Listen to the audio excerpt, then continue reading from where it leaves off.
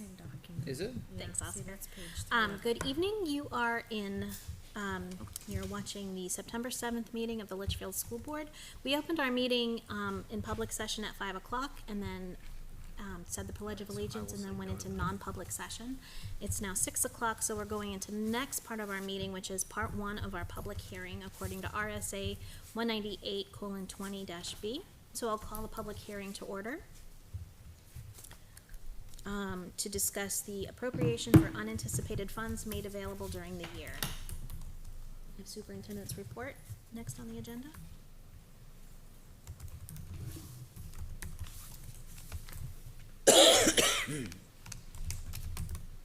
Or should I just go right into the motions? You lost me, I'm sorry. Oh, Where did right you see? here. Okay, Yeah. I missed that part. So, thank you for that. So, basically, there are a couple of public hearings that we need to have in order to properly close out our books from FY '22. And the purpose of this meeting tonight is to talk about 3 grants that the school district received. Two of the grants were actually Esser funds, which were COVID relief funds that the district was granted it was federal money that went to the State Department of Education that is now being funneled to us. The third is the competitive seed grant, which we applied for to help pay for the lighting project at Campbell High School. So, and what we're asking the board tonight is to accept and expend those grant funds so that we're able to apply the money toward the building projects that we've done at the middle school and the lighting project at the high school. So basically, this is accepting unanticipated revenue. That makes it available for us to spend toward those projects and will allow us to close those projects out. Or, actually, we won't be closing them out, but we'll apply those funds toward those projects. So that's basically what we're proposing to do. And it was always the intent as those funds were received to use them for these building projects. Mm-hmm. We just hadn't formally accepted them as unanticipated revenue. That is right? correct. Yep. Okay. Board Are you comment? looking for a motion?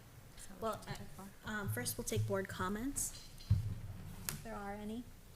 Did we already accept the ESSER 1 funds?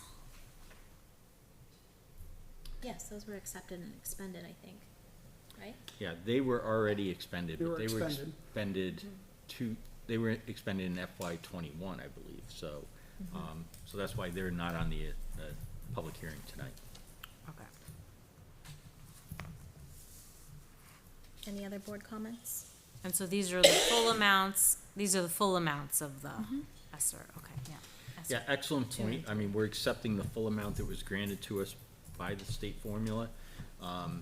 One thing to point out is that, because I said these were going toward building funds, the ESSER 3 funds, the $748,784.06, 20% of that money has to be set aside for learning loss. And so I believe we use that this summer for some of the summer school projects, and the intent is to use that next summer also. We've earmarked a significant chunk for summer learning academies, and then we had used it for increase of work.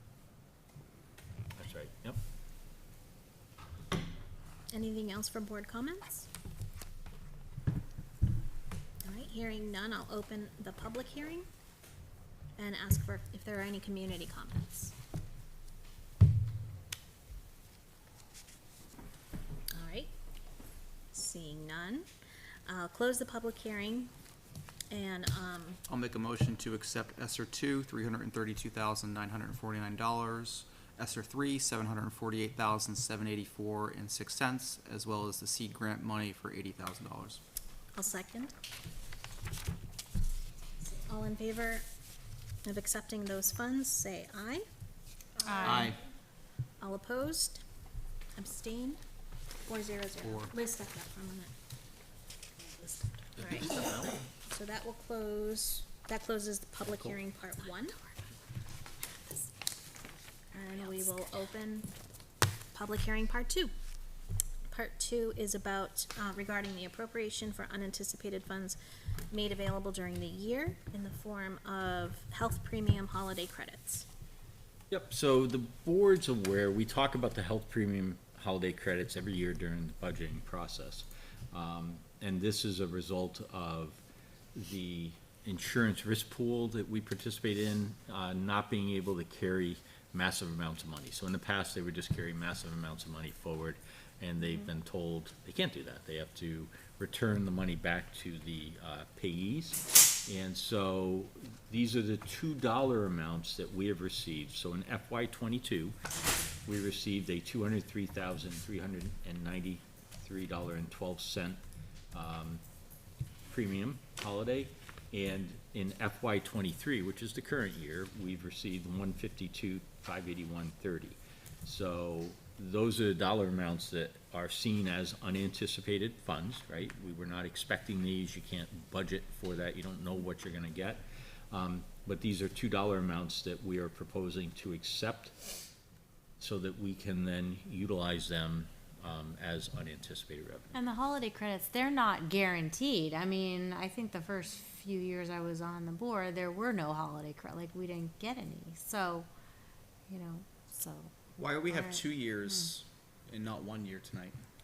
So the FY '22, as I understand it, and I'm looking at Doug to make sure I explain it correctly, is the money that we received last year. So this is sort of, quote, housekeeping in terms of cleaning up the books from last year. And then the FY '23 is money that we've received currently, and by accepting that, it makes it available to us in the current year.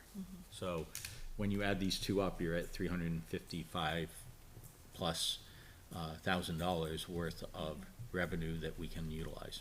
So my understanding, I think, in the past, when we have received a holiday, we've used it to begin payments on the following, is it, has it reduced the following year's rates, or It Has offset the increase? yeah, so it reduced the first payment in July of each year, as well as, because part of the holiday is owned by the employees, because they pay 10%, 13% of their healthcare. So they pay an effective rate throughout the year, which is a lower rate throughout the year. So they get theirs back through their monthly withdrawals from their Okay. paycheck. Okay, so we hadn't used this in the July payment.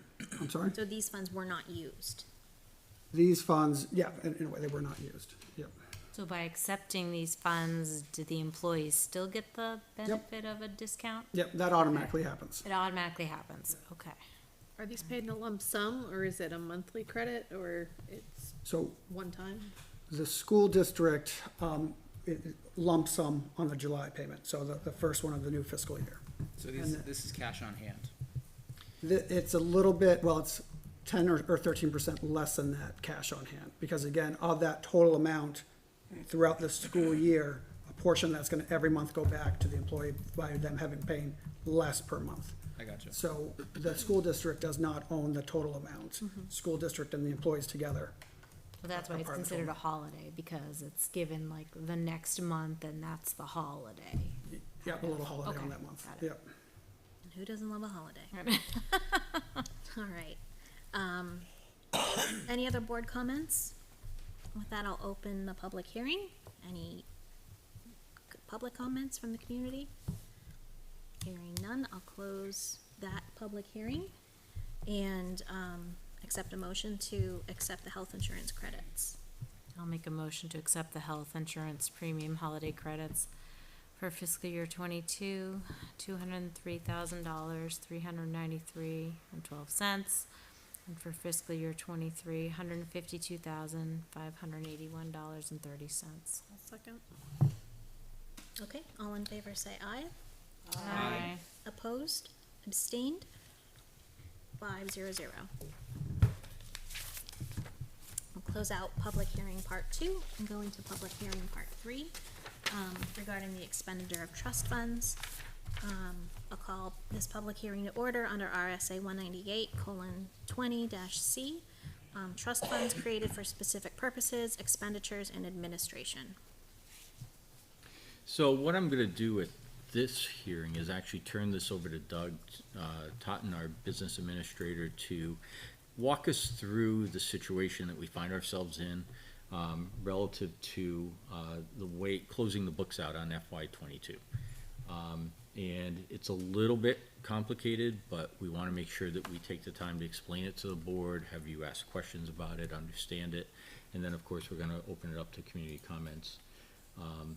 And, you know, at this point, I guess I'm just going to ask Doug to display, I think you're going to do it by a visual display of the numbers, and to walk us through exactly what we're looking at relative to potentially using trust fund money that we have in order to close out FY '22. So as we discussed, just want to get a couple of terms out there so if people are listening, they can kind of understand as well. So we'll be talking about fiscal years. So a school fiscal year runs July through June. So as we talk about fiscal year '22, that would be July of '21 through June of '22, and we're now in fiscal year '23. We're also going to be concentrating on the capital projects fund. So our school breaks our money into 4 main funds. So we have our general fund, which is kind of our operating fund, our food service, and again, food service is supposed to be self-funding. So the money that goes out, they're also bringing back in with either grants or food sales grants fund, as well as a capital project. So schools develop capital project funds when they're looking to do major renovations that would cost, you know, higher monetary, or it would take over several years to complete those. So we have a capital projects fund as we're working on the middle school and then thinking about the elementary school. And the last thing is just revenue, money coming in, and expenses, money coming out. So as we look at our capital projects from fiscal year '22, we ended up having expenses of $3,020,049.14. So they went to several different vendors. So Barker Architects, who has mainly been working on the elementary school. So some of that work has been looking at the current site that it's on, meeting with community members, designing what the schools could look like, and kind of hearing feedback. So as we went through last year, there were several invoices that totaled the amount here of $245,616. Another vendor that we've been working with has been Charles & Ebeling Consulting. So as we look to a smaller town kind of to work on construction projects, which again are higher monetary, we want to make sure that the town is aware of the projects and understanding of the need of the projects and what the projects are going to look like, especially as we look to kind of put together an elementary project, which, you know, would be possibly a brand new build. So he is working with the district on that. We have DDH Energy Consulting. So a lot of that is on reducing our energy costs. Some of that is just through, you know, form knowledge from himself and consulting us, and some of it is through applying for grants. So Dick Henry, who is DDH Energy, he was the one that brought the seed grant towards us, applied for it, and that was $80,000. So it's always been his kind of going thought that he is looking to save the district more than we actually end up paying out for him. Introspective, as we look to put a solar design at LMS, as well as utilize a microgrid. So that is the company one of the companies we're consulting with on that. So we'll actually design the solar, design the microgrid. So some of that work has been done, and then more of that work will be happening as the solar hopefully goes up in December, and then the grid kind of finalizes somewhere in the spring, this coming spring. North Branch Construction, so as you look at the construction that's happening at the middle school, whether it be the windows or the roofs or the HVAC, North Branch is overseeing all of that. They're the ones that bring in the subcontractors as well as their own people, electrical, mechanical, and they are the ones that are doing the work. So that is, you know, commonly referred to as phase 1, which was mainly the roof and the windows, and now phase 2, which we're in now, which is the HVAC. Resilient Building, they have been commissioned for phase 2, but they've also done other things for us as far as testing, the blower door test and drone services as well. Windy Hill Associates, so they are our owner's rep for the LMS project. So they are kind of overseeing all the people who come together. They're also the ones that are the structural and electrical engineers, so the ones coming up with the plans, the schematics, the drawings that everyone is working off of. And then we have another category which I kind of grouped together because they've only been used once. For example, window blinds, when they installed the new windows, we got window blinds for them at LMS, as well as you can see some of this other things. So when you add the expenses that went to all these vendors, that's where, for fiscal year '22, we're at that 3 million. So our goal each year is to match the revenue with those expenses. So as we went into this year, you'll notice on this page too, I had pre-audit in orange and during audit in kind of that teal color. So pre-audit, our audit occurs in July, so we don't get the June invoices sometimes until July. So going into the audit, we knew about the orange, the exact amounts of the orange for the invoices, and then the June invoices start coming in as we're kind of going through our audit, so they get added in as we're moving through our audit. So that's a very typical thing to happen. So as we went into the audit, we had identified, there had been identifications of revenue for the capital projects funds. So you can see there was a fund balance that came from fiscal year '21. So there was a transfer over of the general fund balance to the capital projects fund balance, which resulted in us starting last year starting with $470,074 in that fund.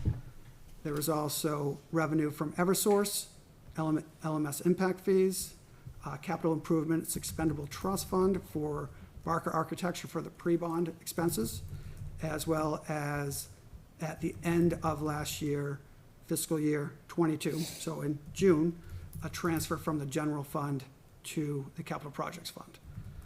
So once we took our revenues and we netted them against our expenses, we had more expenses than revenues, which going into the audit, we were at a deficit of $1,085,457. During the audit, we used Esser funds to pay for the North Branch June bill, and we also had different expenses that came in, including the North Branch June bill, and then June bills for Barker, Niebling, DDH, Introspective, and Windy Hill. When the auditors came into knowing that we were running a deficit in the capital projects fund, they reversed the transfer in of the $349,864. So they took that out in order for us to kind of start at a simple place and then see what revenue we could match to that. So at the end, we have expenses of $3,020,049 and revenue of $1,513,578. So these match up with the auditors as well. So everything I'm presented tonight is matching up with where we left off with the auditors. So our goal again, we're not there now, but our goal is always to match revenue and expenses for the capital project. So at the end of a year, you get down to zero or you get down to a positive amount, or you're left at a positive amount. You can carry over a positive amount, you can obviously get down to zero, but you can't carry over a negative amount.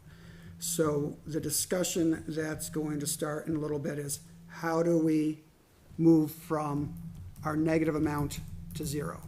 So one way that we're going to take off a chunk of that is we, working with the auditors, working with our law firm, we have identified $527,947 of unrestricted fund balance if we do certain things. So we have a known unrestricted fund balance, and then what we're looking to do is also rescind encumbrances that was made at the end of last year, being in June. So one of those encumbrances was for booster pumps, which went into the high school and have been added to the high school, and has increased the water pressure of that. So we encumbered the money, but we're looking to rescind the money from last year and then use high school impact fees to pay for it this year. Now, when they put in the booster pumps, they also had to add an electrical panel, obviously to supply power for the booster pumps. So that 53,000 went up by roughly 6,000 as well. So we're also looking to, we ordered the Gator, which was part of the approved encumbrances, but then we canceled the order for the Gator, knowing that we were at a negative and we had to get ourselves out of that negative. So we're looking to rescind that money as well. We also had about $35,000 in there for an adaptive swing. Since then, we have found money in the budget for this year, as well as grant money, where we've been able to purchase 2 adaptive swings. It's not the same glider type of thing, but 2 adaptive swings that unfortunately, like a lot of things, are on back order. We did not The swing approve was not that board swing. approved. We did not approve that $35,000 for. It was It was approved, earmarked. It was. it was Earmarked, approved but with not information coming back to the board. Right. Yeah, so Yes. we're asking for it to be rescinded. Okay. So it was approved, but with information coming back. So the information we're coming back to the board is, we're asking to rescind it, and knowing with that, we have purchased 2 swings. We've also purchased a cornhole, kind of more of an adaptive one, as well as a basketball adaptive one. And Sophia will be looking to purchase other adaptive equipment as well. So, and with that coming out of grant money. So we're asking for that to be rescinded. There was also $400 that came from encumbrance for the accountant desk, for the accountant. She has since found a desk that was no longer used, so we rescinded that money as well. So if you add that money to what had been identified as the unrestricted fund balance, then we would be able to transfer $527,947. Now, along with that, we still have money going back to the taxpayers in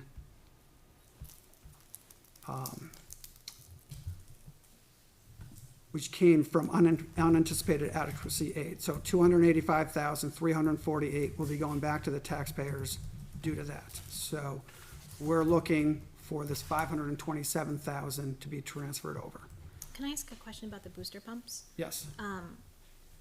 Is that total, do we have enough in the CHS impact fees to cover that 53? Yep, so I've been in contact with Karen White, Okay. as far as how much we have, and we have enough for that. Okay. So, and again, that 53 will become 59,820 to, because that electrical work as well. But that, But we we have have, enough to we cover. have 59,000, and, yep. So I just wanna summarize so far what I'm hearing, right, for the public to come on the story with us, right? So if you go back to the first tab, right, this is a list of all the vendors for fiscal year 22. It summarizes, as you've articulated, to $3,020,000 in about $50, call it. Yep. That's money that is spent, it's money that is sent to each one of these contractors, understood. For the second tab, fiscal year 22, really what this is looking at then is down the bottom, if we just go to the totals, is, all right, we expended $3,020,000, we only have offsetting revenue of $1.5 million, so we're trying to fill a $1.5 million gap. And the proposal going to the next tab of how we solve that $1.5 million gap is what you're presenting to us now. Yes. Okay, thank you. Thank you for the summary. So as we look to fill that gap, I believe that 527,947 should come over from end of year fund balance. We also believe that we have a little bit over $49,494 in LMS impact fees. So a lot of that work was windows, which was more than $49,000, roof, which was more than $49,000. So we believe that we should take the $49,494 from LMS impact fees, bring that over to offset it as well. So then we are left with some decisions, because we still have a negative balance in there. So our decisions are, do we look at our capital improvement expendable trust funds, or our building and repairs capital reserve fund? Or do we look to have a special meeting or a warrant article on next annual meeting? So, So the thought as presented here is to use the 527,947 as you've outlined, but then to cover the additional, call it $1 million gap, with a capital improvement expendable trust fund transfer, which will deplete that account completely. almost depleted. So, yeah, so we have 619,626 in there plus interest, so it's a little bit more than that. To use 595,000 of that, so that would bring it down to 24,626. Okay, when the intention of that, and again, we'd have to go back and look at the exact wording, but the intention of that, I believe, from the voters was that was money to be used for the funding or offset some of the costs of the new elementary school. That has been the intention that I've heard during school board Okay. meetings from both the school board and the school. The wording of it, lucky or not, is more general than that. So the wording was purpose of funding the study, planning, and cost of a new construction or renovation of existing facilities in the Litchfield School District as recommended by the Capital Planning Committee. So it was written vague enough where it would allow it. The question becomes, is it the right thing to do? Yep, Okay. And the second part of this is 334,000 from our capital reserve fund, which is essentially the rainy day fund for things like septic failures and, bigger ticket items that can go wrong in any of our 3 buildings. yep, that is correct. Okay, and that has a balance of 359,000. The proposal is to use 334, so essentially leave a small balance of about 25,000 in that account. Yep, which is not ideal. No, not at all.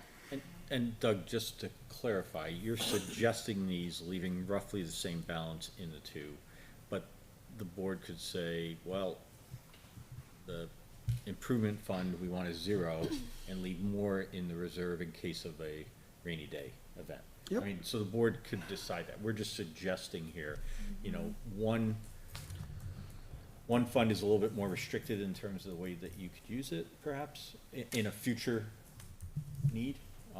But the board does have that flexibility. I do agree with Andrew that I do not wanna go under $100,000 in the rainy day fund, because we could have something At least. that would just, So I guess at face value, my thought is to not use either of the capital improvement expendable trust fund and also not use the capital reserve fund, because I believe that's against the will of what the voters intended for those monies.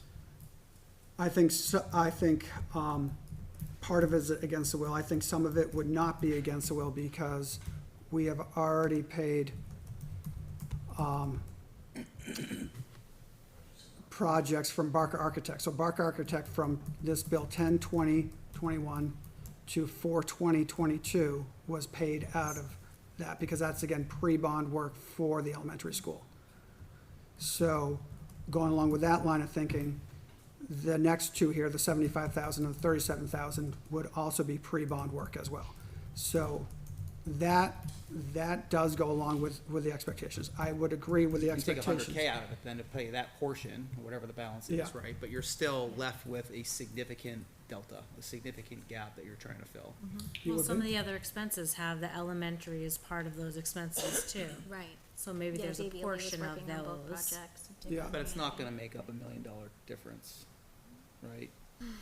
No, it's gonna be, so just from the elementary, there was $267,635 that was identified as going to the elementary from the 3 million. Yeah. So, and we've already put over 132,000 of that. So it would be the remaining of that, which would follow suit in what has been kind of the standard practice of using pre-bond stuff for the elementary school.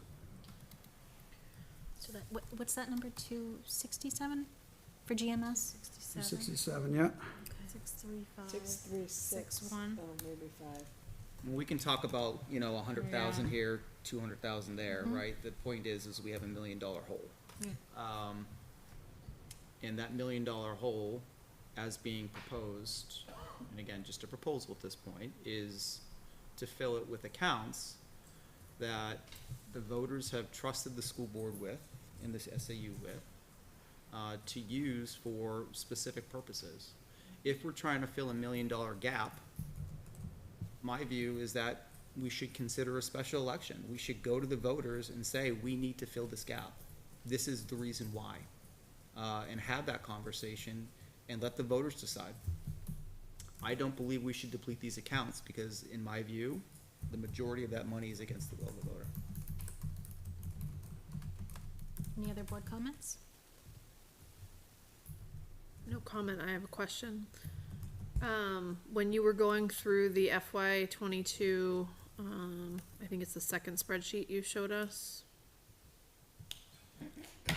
You had indicated that the auditors, we had initially had in there the transfer from the general fund to 349,864, but then it was taken back.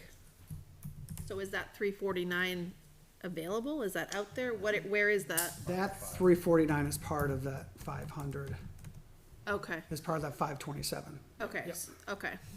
Thank it's you. rolled up inside. Thanks for clarifying. So they moved it back and found more or less, and They moved it back and they asked us to kind of start from scratch with that and look at everything. it was just cleaner to get it back where it came from, balance everything out. Right, no, I was just trying to figure out where it went and where it was being accounted for as part of, so that 349 became the 527 with the additional funds that we're looking to either rescind or recover from the different Yep. projects. Okay. Thanks for clarifying that. So, do you want us to weigh in at this point? What would you like us? Yeah, absolutely. Yeah, we're I definitely think, looking for thoughts. if I may, I just want to clarify to Andrew's point regarding, there are these various scenarios. So one scenario is that you wait until March, you build into the warrant a question, which is basically a deficit appropriation question that goes in front of the voters. They can, by that vote, back fund this, but it means we're waiting till March to figure all this out, and it's really, that's a long time. And meanwhile, we to have do to pay that. these bills. You have to pay these bills and you have to set a tax rate, and you're setting a tax rate based on an unknown here. And if the voters were to say no in March, Back to square one. you're back to square one. So that's, just play that out, that's way down the road, and you're totally painting the picture of the next budget development process, by having that as one of the warrant articles that you're reserving.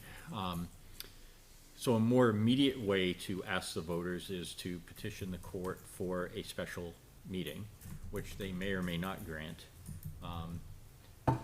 More likely than not, when the scenarios pointed out to a judge and explained and so forth, but you are talking about a legal process that's gonna take a few months to work through. It's gonna cost expense for us to do, and then calling a special meeting. When we've done that in the past, the public has reacted strongly negatively toward us because they feel like it's out of the normal budget time. People are paying attention in the spring, they're accustomed to warrants at that time and special meetings at that time. They're not accustomed to things in October and November. And so, there's pluses and minuses to taking that route, and I just want to make sure I've explained that, and the board has a sense of why the suggestion that you're getting is that we work within the funds that we have, to attempt to balance this out. There was definitely a very strong, I really hesitate in holding a special election because, we held one a few years ago to try to move forward in passing the teacher contract, and there was a lot of I get it. ultimate negative feedback from that, saying that, it really, people, just fundamentally, they felt that the special meeting just doesn't get the turnout that the regular meeting would, and so that gives me concern. That approach gives me concern. In addition, just so you know, in terms of timing, the timing for a special meeting would end up being right around, at the best case scenario, right around Christmas time. And it can't be any later than Christmas, because you can't have a special meeting to appropriate money after December. because the theory is you're gonna end up having your annual meeting in another couple of months. So you can wait for that. So there's a limitation on that. The meeting would be sometime right around Christmas time. And that would delay the town and the school district sending out the tax bill until that meeting had been completed, which would put both the town and the school district's ability to collect taxes back, because the tax rate could not be set until that time. And normally tax bills are set out November 1. Yep. As much as I appreciate your input, Andrew, I think we're in this situation, no matter how we got We here. are brainstorming ideas. We are brainstorming ideas, but we made the mistake, we have to figure it out, and I don't think a special election's gonna do anything. We are gonna have to drain our funds for things, and except for, I do agree we need to keep some for a rainy day. We have to suck it up, and I don't. Bottom line is The taxpayers aren't gonna give us any more money. solution. No. I wouldn't, I'd be like, figure it out, tighten your belts. You thought your budget was lean last year, it's gonna be leaner this year. I understand what you're saying though, but me personally, I would say, I'm not giving you any more money, figure it out yourself. But don't ask for money when your septic tank blows, I hope you have money for that. I don't wanna get into special meetings again. I don't wanna go to the court again, been there, done that. We need to make the case to the voters, right? We need to explain this, that we've spent too much money, more money than we've had. It's that simple. We've spent too much money on all these projects, and we don't have the money to cover it. And now we're trying to fill the hole. That argument, that debate, needs to be held in front of the voters. It is right now. We're letting them know, but I can't see, you can't handle the money you had, you're in deficit, figure it out. Can Why are we we- gonna give you more money? Another idea, again, none of this is a good idea. And I'll say Sorry, that. oh, I agree, Begin because with that personally, I premise. didn't do Right, it. none of this is a good idea, right? Can we modify the scope of what was voter approved for LMS Phase 2 and remove solar from the scope of the project altogether and save $1 million? No, and let me explain why. So first of all, none of those numbers involve solar. Involve what? None of those numbers involve solar. Okay, So solar is a power purchase agreement that isn't factored into any of that. That's still not yet The spent. company Yeah.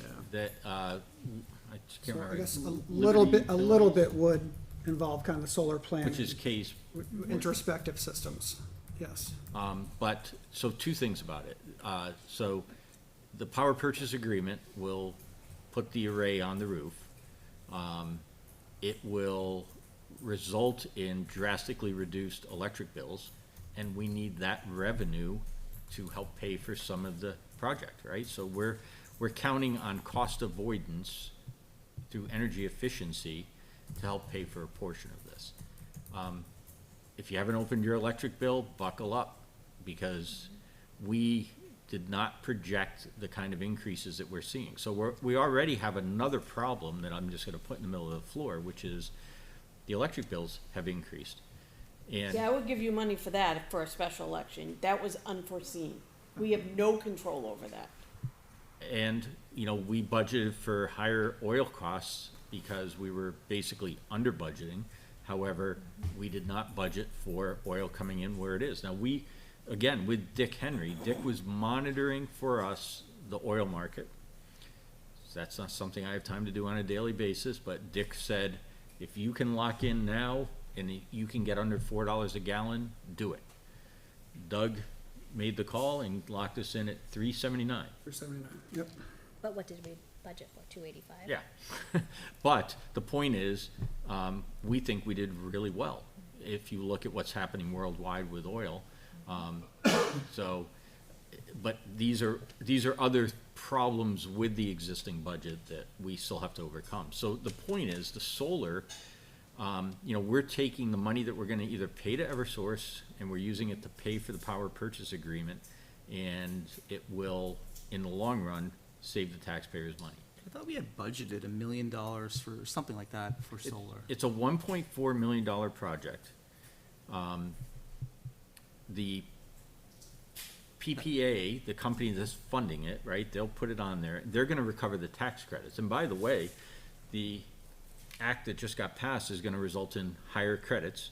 So that money is something that will be factored into the overall cost of the PPA. So they were projecting a 22% tax credit, I believe, but now it's reverted back to a 30%. So remember, the company's gonna realize that money, and then it'll become part of the PPA that we're able to achieve on it. So in the long run, it'll cost us a little bit less because there are those incentives.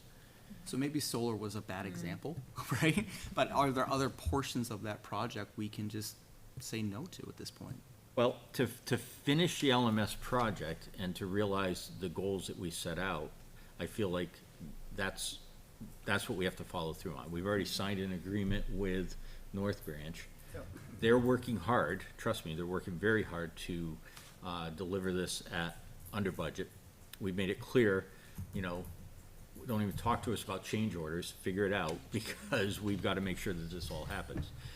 I'll go a step further, though, Andrew, to answer your question. We were very aggressively pursuing the new elementary school project.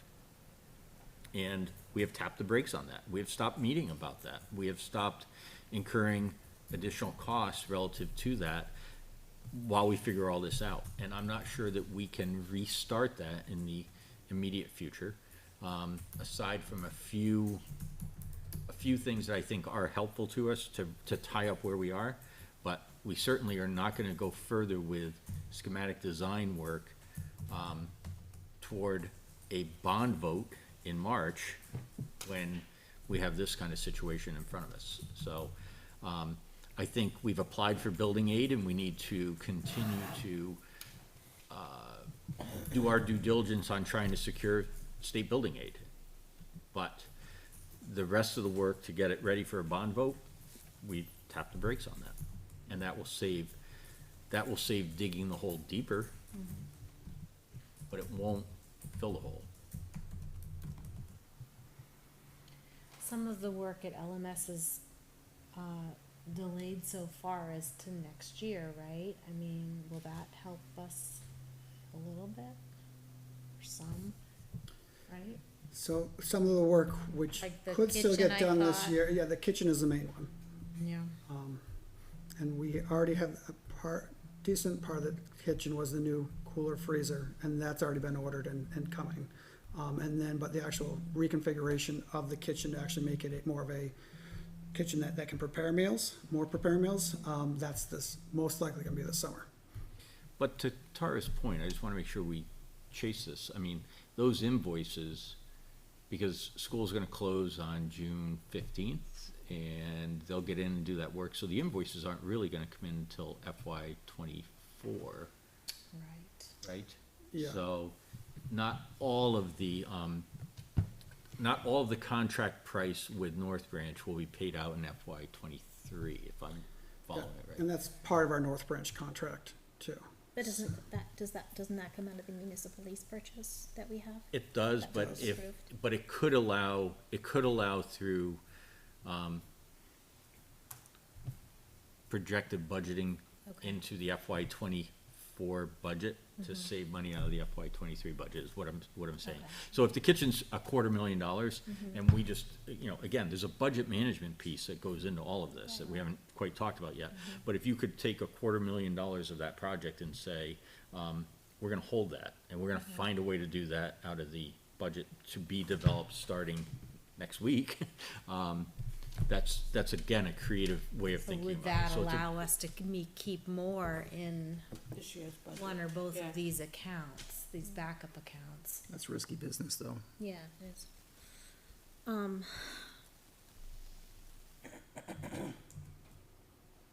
So I'm just gonna say, I'm not ready to make a decision on this tonight. I feel like we've gotten a lot of information tonight that I need time to Agree. process and think about. I think we need to hear from the community too. I mean, we have a small Time to group here digest tonight, it, too. but I think, You do have to hold a public hearing on the expenditure, on the ability to expend the Right. expendable trust fund. okay, So that's something that you. so we would need to have you wanna- another public hearing. So to you wouldn't spend- have to have another public hearing, because you Yeah. can have that public hearing tonight and then talk about it later. and make a decision later, that's fine, but you do need to open the public hearing. Yeah, yeah, Okay, I agree. I'm not ready to make that decision tonight.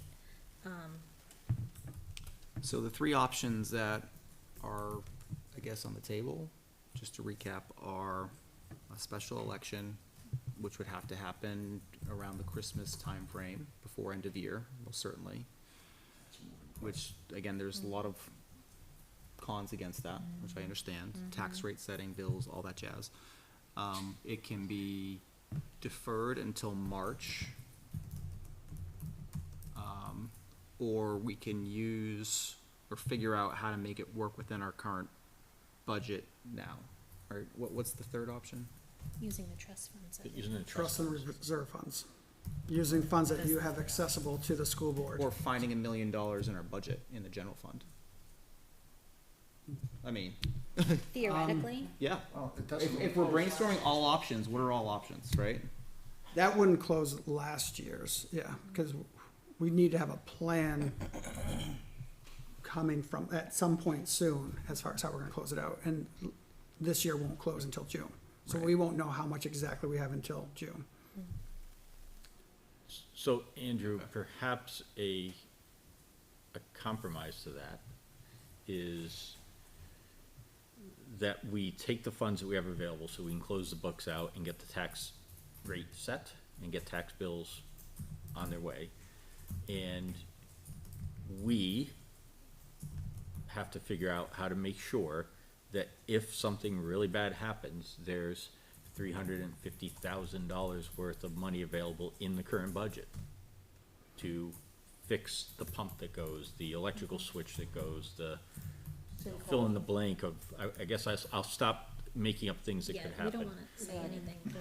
Right. Don't wish them on us. That's No, right. but Yeah. that's not a bad idea, and I appreciate that creative thinking where you find and report to the board where that $350,000 has been identified, right? And earmarked for our rainy day fund. We literally park it in the budget, like, we're not touching that 350 here because we touched that 350 there, right? So that's a challenge you can give to us, and we will sit down with the admin team and figure it out. But that doesn't solve the question of the GMS, Right. the intention of the, I don't remember the name of the fund. Capital Improvement Expendable Trust Fund. That's the one. I agree. gotcha. And that's why I would like to hear from the community. I'd like, It's Just- heartbreaking it for is, all it's of us. absolutely heartbreaking. You know, the other option, I mean, and what I see it as is if we do tap those funds to close out last year because of this oversight, then we replenish it as soon as we can. You know, if we have end of year funds, we ask voters to approve putting it back in that fund. And so to make sure that all the information is out there too, we are in the deficit this year, fiscal year '23, in the capital projects fund as well. So as we look at this year, we have $5,308,276 due to North Branch remaining on their contracts.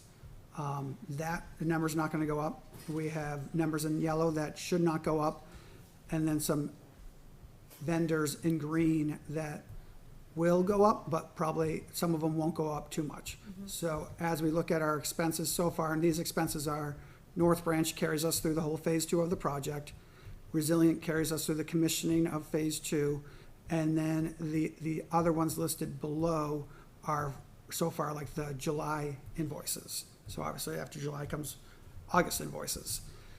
From there, we have revenues of the Bank of America loan, so 4.95 million. And then we've already applied or applying the 217,725 of Esser 3. That went towards the July North Branch. So at that point, we are at a deficit of 226,295. And to be transparent, that will grow. It's not gonna grow to 3 million. It's not a repeat of last year at all. But it will grow. So you have to find $250,000, 300,000 for the rainy day fund and Correct, 226. correct. How did we, so just, you know, we've kind of discussed in non-public how this happened, but is there a, how did this happen? How did we What not can you catch say about this? it? Yeah, what can Yeah. you say about how we got into this situation? So a couple of things, I'm gonna try to answer that. First of all, I just wanna pause a second to acknowledge Thank you, that Doug. Doug came on yeah. new, right? And July 1st. July first. Slam. And has been working on this since before July first. Yeah. Okay, so just to be clear, you know, he identified this and started asking questions about it. And Thank you. all of these spreadsheets, I mean, this is the type of organizational explanation. I mean, these didn't exist. He created all these. He poured back through the books and found these numbers and created all of this. So I just want to acknowledge he's done yeoman's work to get us to this point. Yes. okay? Yes. Thank you. Thank you. And this is exactly what the budget committee, budget committee, have been asking for the past year and a half. So I thank you for that. And I think this is exactly what the school board should be getting in terms of the type of financial explanations about the affairs of the district. Okay, so here we are, and this is a good position to be in. You don't know what you don't know until it comes out and slaps you in the face over the summer, again and again and again. So as the business office was working on, you know, the books and the budgeting and the revenues and so forth, there was a belief that you could carry a negative balance from year to year, as long as you ultimately tied it up. So it's, I don't know how to describe it other than to say it's like having a credit card. I'm gonna pay that off someday, but I'm gonna keep carrying that. And that's not the way it works with school budgeting. It needs to be wrapped up annually. So we know with our food service account, when that ran in the negative, we had to take money from the general fund to offset it. Yep. So the belief was that when it comes to a school capital project fund, that you were able to carry that negative balance forward. And the answer is, you can in limited cases. Our situation is not one of those limited cases. So, so it was a mistaken belief that brought us to this point, and then Doug and the auditors, literally, July was a flurry of meetings and conversations, to get us to this point, so. And you double checked all invoices, there's nothing funny going on or anything like that? Yeah, so let me, Yep. let And me, you call let me just. vendors. Let Yep. me just say that, basically, you look at all those vendor amounts that were on there, and we have verified with those vendors, how much did you bill us? Everything matches up, so we've been able to tie it all back. There might be a couple that didn't get back to There's us. down to one invoice, which I'm emailing back and forth with Resilient in regards to a $1,200 drone payment. We're showing it, I just need them to verify that they have received it as well. And Other than that, everything has been checked with the main vendors. I did not check with the minor ones. the minor ones down here because So there's no embezzlement, there's No. nothing, it's There's no- just there's- error, right, I just wanna get that out there. We have done our due diligence on this. I'm gonna go further in a second, though, Okay. Liz, but I just wanna say, so even when Doug looks at the ones that are at the bottom, and he's like, so Premier, what's that first one, Doug? Premier The drone. Home Inspection. Inspection. I said, that's the drone video of the bus pickup at Griffin. So we've all seen that product, and that's the company that produced that. They flew the drone up there. When he asked me about $1,200 for Resilient, I said, yep, that was the drone that took the infrared images of the outside of the schools. You've all seen that video. Yes. Yeah. So I said, that makes sense. I know exactly what that was. So, you know, some of these I could vouch for, yeah, that work was performed. And so we felt pretty good going forward. So let me tell you the bigger task, which is, this is just examining the building projects. There's a massive list of vendors that we use. We buy a lot of stuff from a lot of different people. We have that compiled now into a spreadsheet. It's taken a while to get it formatted. And we're going to begin the process of, is every vendor on here a vendor that's familiar to us, that, you know, if our admin team sits down and says, school specialty, that's who we buy erasers, pencils, paper, blah, blah, blah. So we're not gonna question school specialty. When are you finding time to do all this? This is, because this is what you have to do, Liz, you find the time. When did Doug find the time to create all of this? I'm surprised Doug's still here. Thank you for not quitting. But this It's just- this is what you do. You just have to take this extra due diligence step. I will tell you that, our accountant, Ann, is incredibly, efficient and watches this very carefully. And frankly, if Ann saw something that looked funky in there, she would have called that out. She'll come and talk to me, she'll come and talk to Doug. So, at the end of the line, you gotta trust that the people that are touching these things and handling all of this are on top of what it is they're handling, and she is. I was just on the phone with a superintendent in another district over a tuition matter, and I'm like, I gotta get a memo for Ann to put in the file, because she says, well, I'll do this, but I need backup. And I'm like, you do need backup, let me get it for you, so, It's a little pit bull. but she should be. That's what you want, and she Ann is has been phenomenal. very helpful to me. Ann is very, like Mike said, very efficient, and she is looking at every dollar that's spent in Litchfield. I've seen many times where a referee put in for a certain amount, she crosses it off and says, no, this was your mileage, this is how much you're getting, type of thing, so. Good, it's good to Yeah. have somebody like that on So, your team. that has been great. But to that end, I don't think this is anything other than a misunderstanding of the way. I just want the voters to know that, we don't have any, Fraud. fraud. Right. Yep. I think absolutely not anything fraudulent and, unfortunate misunderstanding that we now have to figure out. It's a huge unfortunate misunderstanding. Yeah. It I is. think that's putting it And- politely. I'm having a hard time accepting that I know. that's how it's being labeled, as an unfortunate misunderstanding. Agreed. But we do need to focus on making it right and moving forward. I guess any other board comments?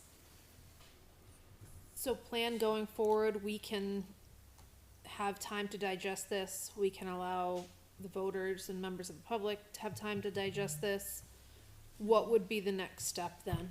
So there may be motions you might want to take tonight. I know you're not wanting to make motions on everything, but as we look at the encumbrances, this is what got voted on, and again, the swing was voted a yes, but with bringing back information.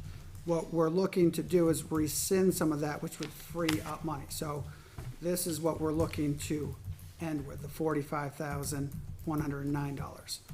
So there are motions that you can take tonight, which won't get us down to zero, but will be rescinding money and enabling us to get impact money from the CHS impact fee as well. So tell me again where that 45 came from. So those are the things that have been done, right? The blue light system, that stage elevator, the compliant ramp. It Yep. doesn't say paid, so for example, the HR training module, So all of this, other than, well, the HR training module has been paid. I don't know if the undergrad oil tank has been paid, but the plan is, it's been done. It's been It's gonna be paid. Okay. The blue light, they're just finishing up now. They did a lot of work last week, some work, today as well. So So those that are- will be paid. So we're not rescinding those things. We're not rescinding So those the things. blue light, it says grant opportunity. Was there grant If money? we get, I know that was applied for, So right? Wasn't if it? I understand it correctly, we've applied for the grant money, and if it comes in, we will have to have another hearing for unanticipated revenue to apply it. To accept Okay. that. So we'll have to do this again for that grant, just like we did for the seed Yeah. grant. Right, right. And Okay. then that money goes to offset that, right? Yeah. But, Right. yes. Okay. But we're unsure at this point if we're gonna get the grant money Right. for that. We're unsure, sure. I thought the booster pump was also work completed for the water pressure at CHS. It is, so the hope is to rescind it from encumbrances from last year, to just kind of clean it up a little bit, and then to use it from impact fees from this year, type of thing. Ah, that's right. Okay. So the motions for that would be, for the booster pump, Okay. motion to rescind money, but then also motion to withdraw more money, because again, it needed a new electrical panel in order to hook it up. And then motion to rescind money for the swing desk, and I should say the gator here as well, once we, But the Board of Selectmen are the custodians of impact fees, right? Do we know what the balances are in those impact fee accounts? Do we have 60,000 to cover it? we do have 60,000. Yep, so I talked with Karen White, we have more than 60,000 to cover that. Again, when we look at the LMS impact fee of 49,494, that was a balance as of June, so it would go up by a couple dollars of interest type of thing. It's not gonna, hasn't gone down since then, so we have that money, but we have more than 59,000 left in CHS impact fees. Is it true that the select board has already approved the use of the impact fees for the booster pump? They have. Okay. Okay, Yep. thank you, that was my next. They did not approve, they didn't know about the electrical work associated with it. Okay. But I think it goes hand in hand with, if you want the pump to work, you have to plug it in, Clearly. Yeah. and you need more electrical work with it. Okay, so while we're on it, can I just make the motion, so we can move on? Can I just suggest before we do that? Yeah. 'Cause I want to, Gordon, make sure that I'm doing this right. We're on board comments of the hearing. Yeah. That's I true. think what you should do is open your public hearing for feedback, close that out, and then start making motions. But give the opportunity, and, you know, this has been broadcast, so somebody could have driven down here. We've had people join us, so Can I ask, how do you want people to respond? Because will I be inundated with letters? Can they come to the public forum, or, I'm just curious. a gentle suggestion Yes. is that I don't, so if the board does this motion housekeeping piece that exists, The ones that we can. but you're not ready to vote to take money out of places, I think what we should do is set when we're gonna do that. When we're gonna Okay. consider the options that are on the table. And we announce that tonight, and then we post that as a meeting. We have public comment as part of that. Yes. So the hearing's over, but you still have public comment, so somebody can come and tell us what they What they think. want. And then you can take those actions. So that would be a way to get it out there, and frankly, our next meeting is on the 21st. My personal feeling is that's waiting too long, because there's a bunch of motions, there's a bunch of work that Doug has to do once the motions are made with the auditors and so forth. So I think setting up a follow-up meeting next week would be And we do have a right public, thing. if we have a public hearing at 7 days' notice? Well, Is that this will count as the public hearing, so by having this, you don't have to have Instead, if you another, have the we public don't have to hearing wait tonight another on the 7 days? Expendable Trust Fund, you don't, then you don't need to have another one. Oh, So okay. you can have a hearing tonight on the expendable trust fund, because it was advertised for that. Yeah, Then you don't need to take action regarding that tonight, you can take action later, you've had that public hearing. But you can then accept other public comment as well at your hearing, next at your meeting, okay. meeting next week, and make your mind up as to whether or not you wanna, what you wanna do with that fund. okay. Do we have a meeting? The only problem about the 14th is that it's open house night, and, Yeah, any other day next well, I week. can't is make good anything for me. that week, but we can I make would it work. suggest, if you're ready to open the public hearing, that we do that, so that, you know, and we Yeah. advertise that with a time certain, which we're beyond, which is okay. You can go beyond it, you can't really do it earlier, but I think if you do that piece, Okay, and then we'll take our calendars out. Next Or, week. and then I'm gonna suggest we do the easy motions, for lack of a better term, the housekeeping motions, and then we'll take our calendars out and announce what we're doing. okay. So I will open the public hearing and open for community comments. Please don't all rush out. I think they're just digesting This is on the things. expendable trust fund. Yes, Yeah. yep. Agreed. Takes a while to, Okay, I will close the public hearing, and, we will make some motions and do some things.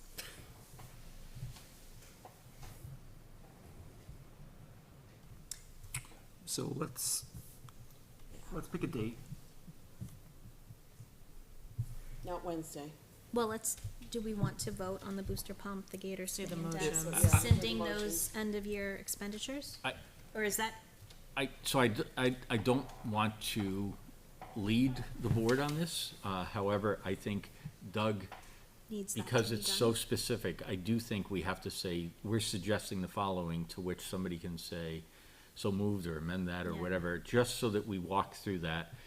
And when we get to the point of actually taking, money from the trust funds, we're gonna stop, Right. right? So, Right. based on what I've heard from the board tonight. So Doug, if you're comfortable, Are would those the you- first motions that you have on the sheet, or is there more? Well, there were the motions that you've already done, a couple for the Esser Okay. two, school Yep. care. And then we're, yep, down to the booster pump. Okay. So can you just tell us on the booster pump, what exactly is the motion you suggest? Motion to rescind 53,500 that has been designated for booster pumps for CHS from the end of fiscal year 22 encumbrances. So moved. So moved. So moved. I'll second. Further discussion? All in favor say aye. Aye. Opposed? Abstain? 500. Next motion, motion to withdraw 59,820 of CHS impact fees to pay for the acquisition and installation of booster pumps and electrical work associated with these pumps. Installation was completed in August of 2022. So moved. I'll second. Can I just ask clarification on the language? Is this a motion to request from from the selectmen, or? So the selectmen have, and Andrew, I'll ask you for some guidance here maybe. The selectmen have approved the booster pumps. Okay, The town knows about the booster pumps. They don't know about the electrical. The Panels that went along with it. okay. That was an addition to it, but. As long needed- as we have the money, it's such a small addition to that, I wouldn't see an Safety. issue. That's what I was thinking too. It's a Water and necessary and a smaller addition to get the pumps working. So if you want the pumps there, they need to work. So, So, And the way that unfolded, so everybody's clear, we got the quote from the plumber for the pump installation. And when they came, they started looking in the electrical box and they're like, we don't have the juice available to us here, so you need to call an electrician and get us the juice. So that results in a second vendor getting involved and hence the added cost for a brand-new sub-panel to be installed. Yeah. The good news is we now have a sub-panel that we can tap into in the future. So if some other thing comes along in that area, we've got a sub-panel existing that can Okay. handle it. All right, so do we have a motion? Money well spent. so moved. I did it. Oh, you did? Yeah. Second. That's right.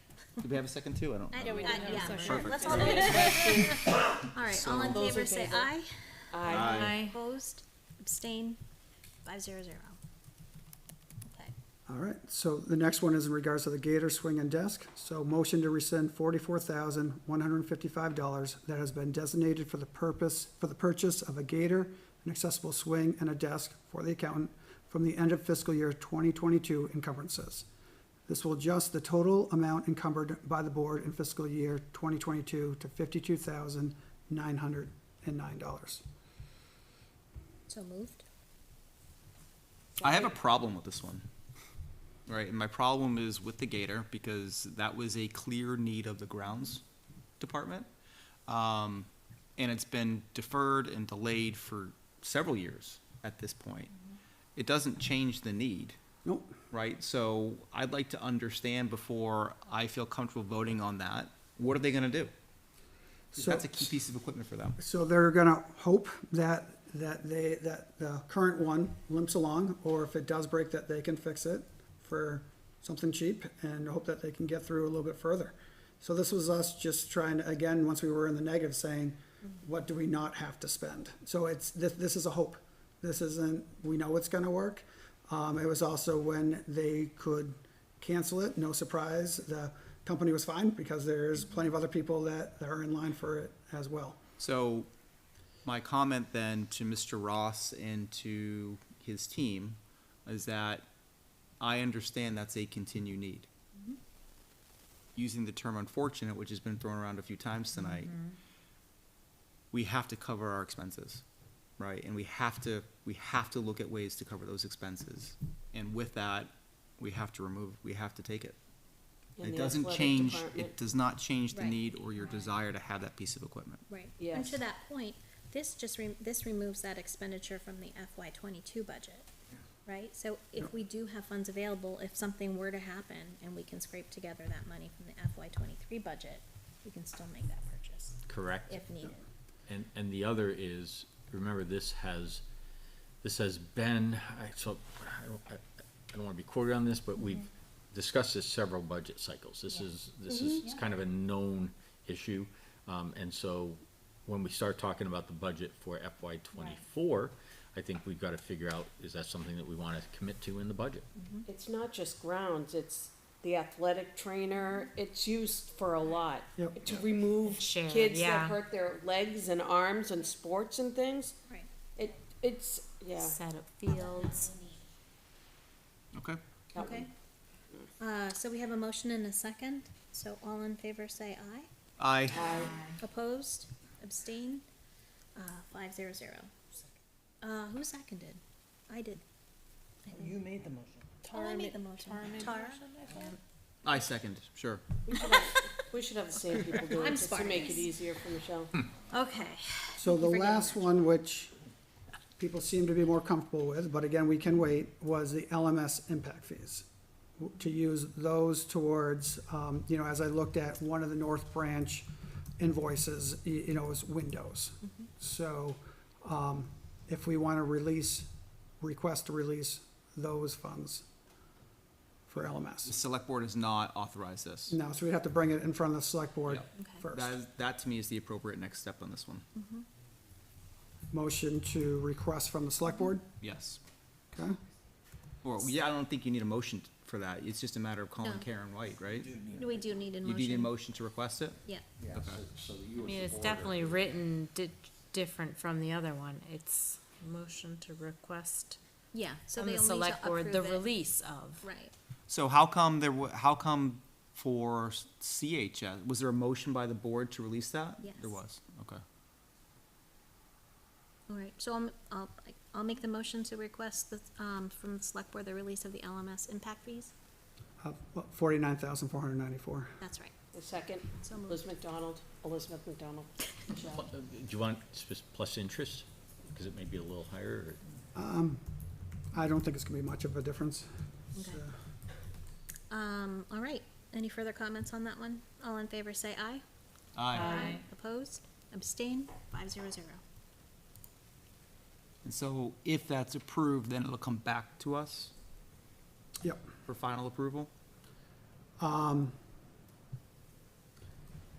I don't it's, think so, I don't know, because we've already, Do we have to accept that as unanticipated funds? No, No. no, the Okay. reason being, there's a clause in the provisions concerning impact fees that allows the expenditure of it without regard to, RSA 32, Okay, so. my understanding of impact fees, when the town writes the plan, the master plan, you know, that's sort of revenue that you're expecting. You don't know exactly what the amount will be, but it's a known amount. And so even though Andrew's right, the select board has custody of that, if it's an allowable expense under the way the master plan's written, then it's due to the school, if you Right. would. It's not, they can't say, that's an allowable expense, but we don't like it. And it's right? treated as, it's It's- treated as unanticipated revenue without having to go through the steps of doing it. okay. Okay, Thanks, thank you. Gordon. And they consult with the person that wrote the master plan, if they have a question about whether it's allowable by the master plan. And so we've done that before, and he's always said, yes, these are the kinds of things you can use it for. So this is completely consistent with what we've already gotten rulings on, so I'm confident it'll be fine. Okay, my understanding then would be, if, with this motion to request, if the select board okays it, then we're gonna have that money transfer over. okay, Okay. all right. So we're all set on those motions. Is there anything Sure. else? Just make a note of that fact that the board is approving the acceptance of that, acceptance and expenditure. Okay. And that was Do we it for wanna those? change the wording at all? Well, it might not be a bad idea, to Alright. say acceptance Release, and expenditure of that money, all Okay. right? okay. Is that a friendly motion?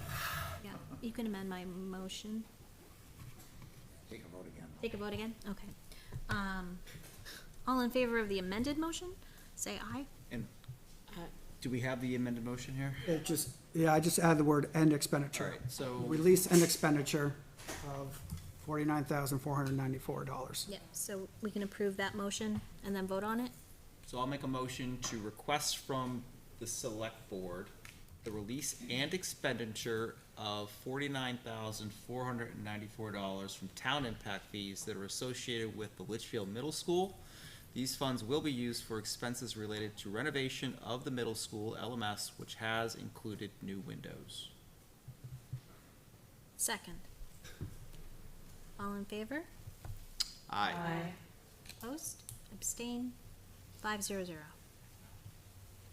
All right, so that would be the end of the easier ones. Okay. And so with So that, how much does that total up to, Doug? Well, that gets us to that amount that we can transfer now, the 527. That plus, well, 527 plus the 49,494 okay, so it's a start. start. So Okay. so And if I then, took these out, so we're not doing anything with those now, we are now down to $929,030. oh goody. Okay, thank So you.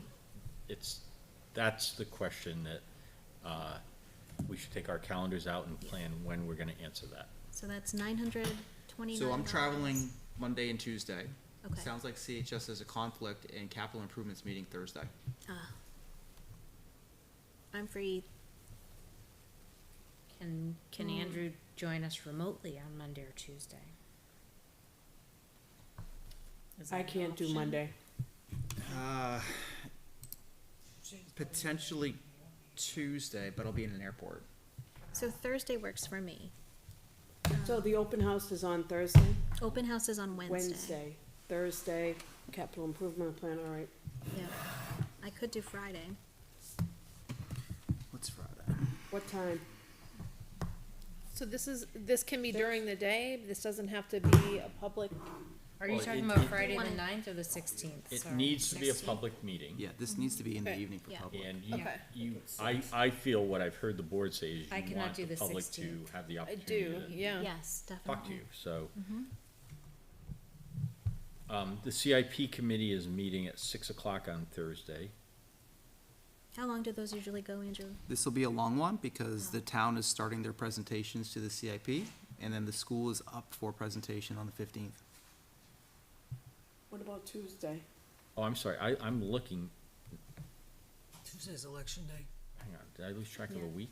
Next I week, Yeah, don't you have did, I'm school. sorry, the 15th, yeah, the I'm free 15th, all day. next week, right? is next week, Yeah. yeah. Next week. I'm looking at next week, So the 15th, the school is responsible to present to the capital improvement. Yep, right, so Doug and I will be here, at 6 o'clock. So you could, just a Could we do suggestion, you 7? could do you do 8 o'clock. I have it scheduled from 6 to 8. How long do they last usually? I think the school is the only department up on the 15th. I So believe if the that was the school's case, yeah. presenting and we can get it done in 2 hours, 8 o'clock would work. At what time? I don't do you think 8 the o'clock. public's gonna come out at 8 o'clock? Well, I I'm in my mean, jammies at 7:30. I don't An see next week overshare. any other option that would work. Other than Friday. No, but Friday night, Tar, Oh, I cannot do Friday. Oh, okay. and we're not, we're Well, not gonna get I mean, the much other done option is Friday night. 5 o'clock beforehand. How long are these on Wednesday? How long is the open house?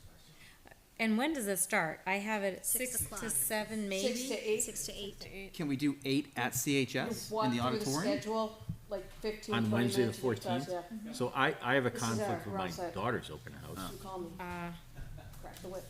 It's open house season. Yeah. Yeah, next week is the open house for everybody. And what was, why was didn't mad. Tuesday the 13th work? Tuesday the 13th is election day, Reason of its Okay. name. and Those are open till I am 7. at the polls in Webster all day as the moderator. Could we do 7 and you can be in remotely? I could beam in. What day Actually, I is this? can't. 7 o'clock, Tuesday? the polls The polls close, close and at then we're 7. counting ballots Okay, until. so then you can't be. Oh. I think what I'm hearing is next week's just not a good week. What about September 11th? What about a Sunday? That's God's day. Well, I'd worry that about doesn't- people coming out. What about the 19th? That's 2 days ahead of our meeting, Is that a Monday? the Monday. That was staff meeting? Is that enough I time? was special. Could I do had a meeting. that, but Yeah. that's tight. I mean, after I mean, the, it's is tight that for enough Doug, but I time for don't you see to do where the next MS week is 22 going. yep, I know. yeah, because I'll keep chipping along at it. at what we on- can do? At what I can do, Okay. yeah. So Now, what I was don't it? know, is the board meeting on the 19th? I don't know if this room's available, probably not. We could have it at Campbell. In the auditorium even. You can do it in the library at Campbell. I like the library better. It needs to be recorded. It's easier to record in the library, I think. At least the acoustics are better in the library. Yeah, okay. So we're at Monday the 19th. 6 or 7? 6 is my preference, That's fine. because you know, if community does come out, which I hope and would expect them to, we need to allow time for that. Okay, so The 19th. tentatively, Monday the 19th at 6 p.m. in the CHS library if it's available, and if Learning else- Commons? Learning Commons, sorry, and if LCTV is available, Well, right? so I think our first preference is here, if it's available. Okay, And if this room is not available, the default location is Campbell Library, Media Center, sorry. What? The selectmen are Monday? Yep, the selectmen is on the 19th at 6:30, and then zoning is also that evening. all right, so I won't be here. Okay, so there we go. So we're at Campbell. All right. I do have to get kids to 2 places for 6 o'clock, so I'll be about 10-15 minutes late. I'll be coming from Londonderry. Would you prefer that we just set it for 6:15? Or 6:30? I don't wanna make everyone do it around No, me, I'll- but. no, I that's think fine. that's fine. I think that's I'll take a fine. nap. Okay, 6:30, fine. 6:30 is Yep. fine? 6:30? okay, if that works for everyone else. That work for you? and then Sending you all an sports. invite, so All right. Can we check- 6:30 is, Can we just double check with LCTV and make sure they can be there to record it, since Michelle can't be there? yes. I can't be there, but if there's a way that I could hear. We'll We'll figure that out. Okay, Yeah, 'cause they also have then yeah, that'll work. selectmen that night. We're in That's prep. right, they'll be here recording selectmen. Pardon? They'll be here recording select board. Yeah. We won't put Oscar on the spot, but let me send an email off to John right now and see if that's something they can figure All out. right, so that's the tentative plan. So we will have a public meeting on Monday the 19th at 6:30 p.m. to discuss the possible expenditure of trust funds. We hope everybody can come out and, And capital reserve. and the capital reserve funds, that's right. Come on out and, give us your input. It would really help us out. Thank you. And with that, Weird. I'll close that public hearing. Okay, is that all I need to do? All right, now we can resume the public session of our meeting. How's everybody doing? Thanks, Sick. thank you. It's the end of the night. And all right, thank you, Gordon, for staying. Thank you. Thank you, Gordon. Thank you. Thank you. Gordon, I sent you those articles. Thank you. Yeah, no, I have. Okay. Okay. Are there any further changes to the agenda? There were a few links that were added, and I've added some COVID info to share with the board tonight, so. Okay. All right, I'll add those in.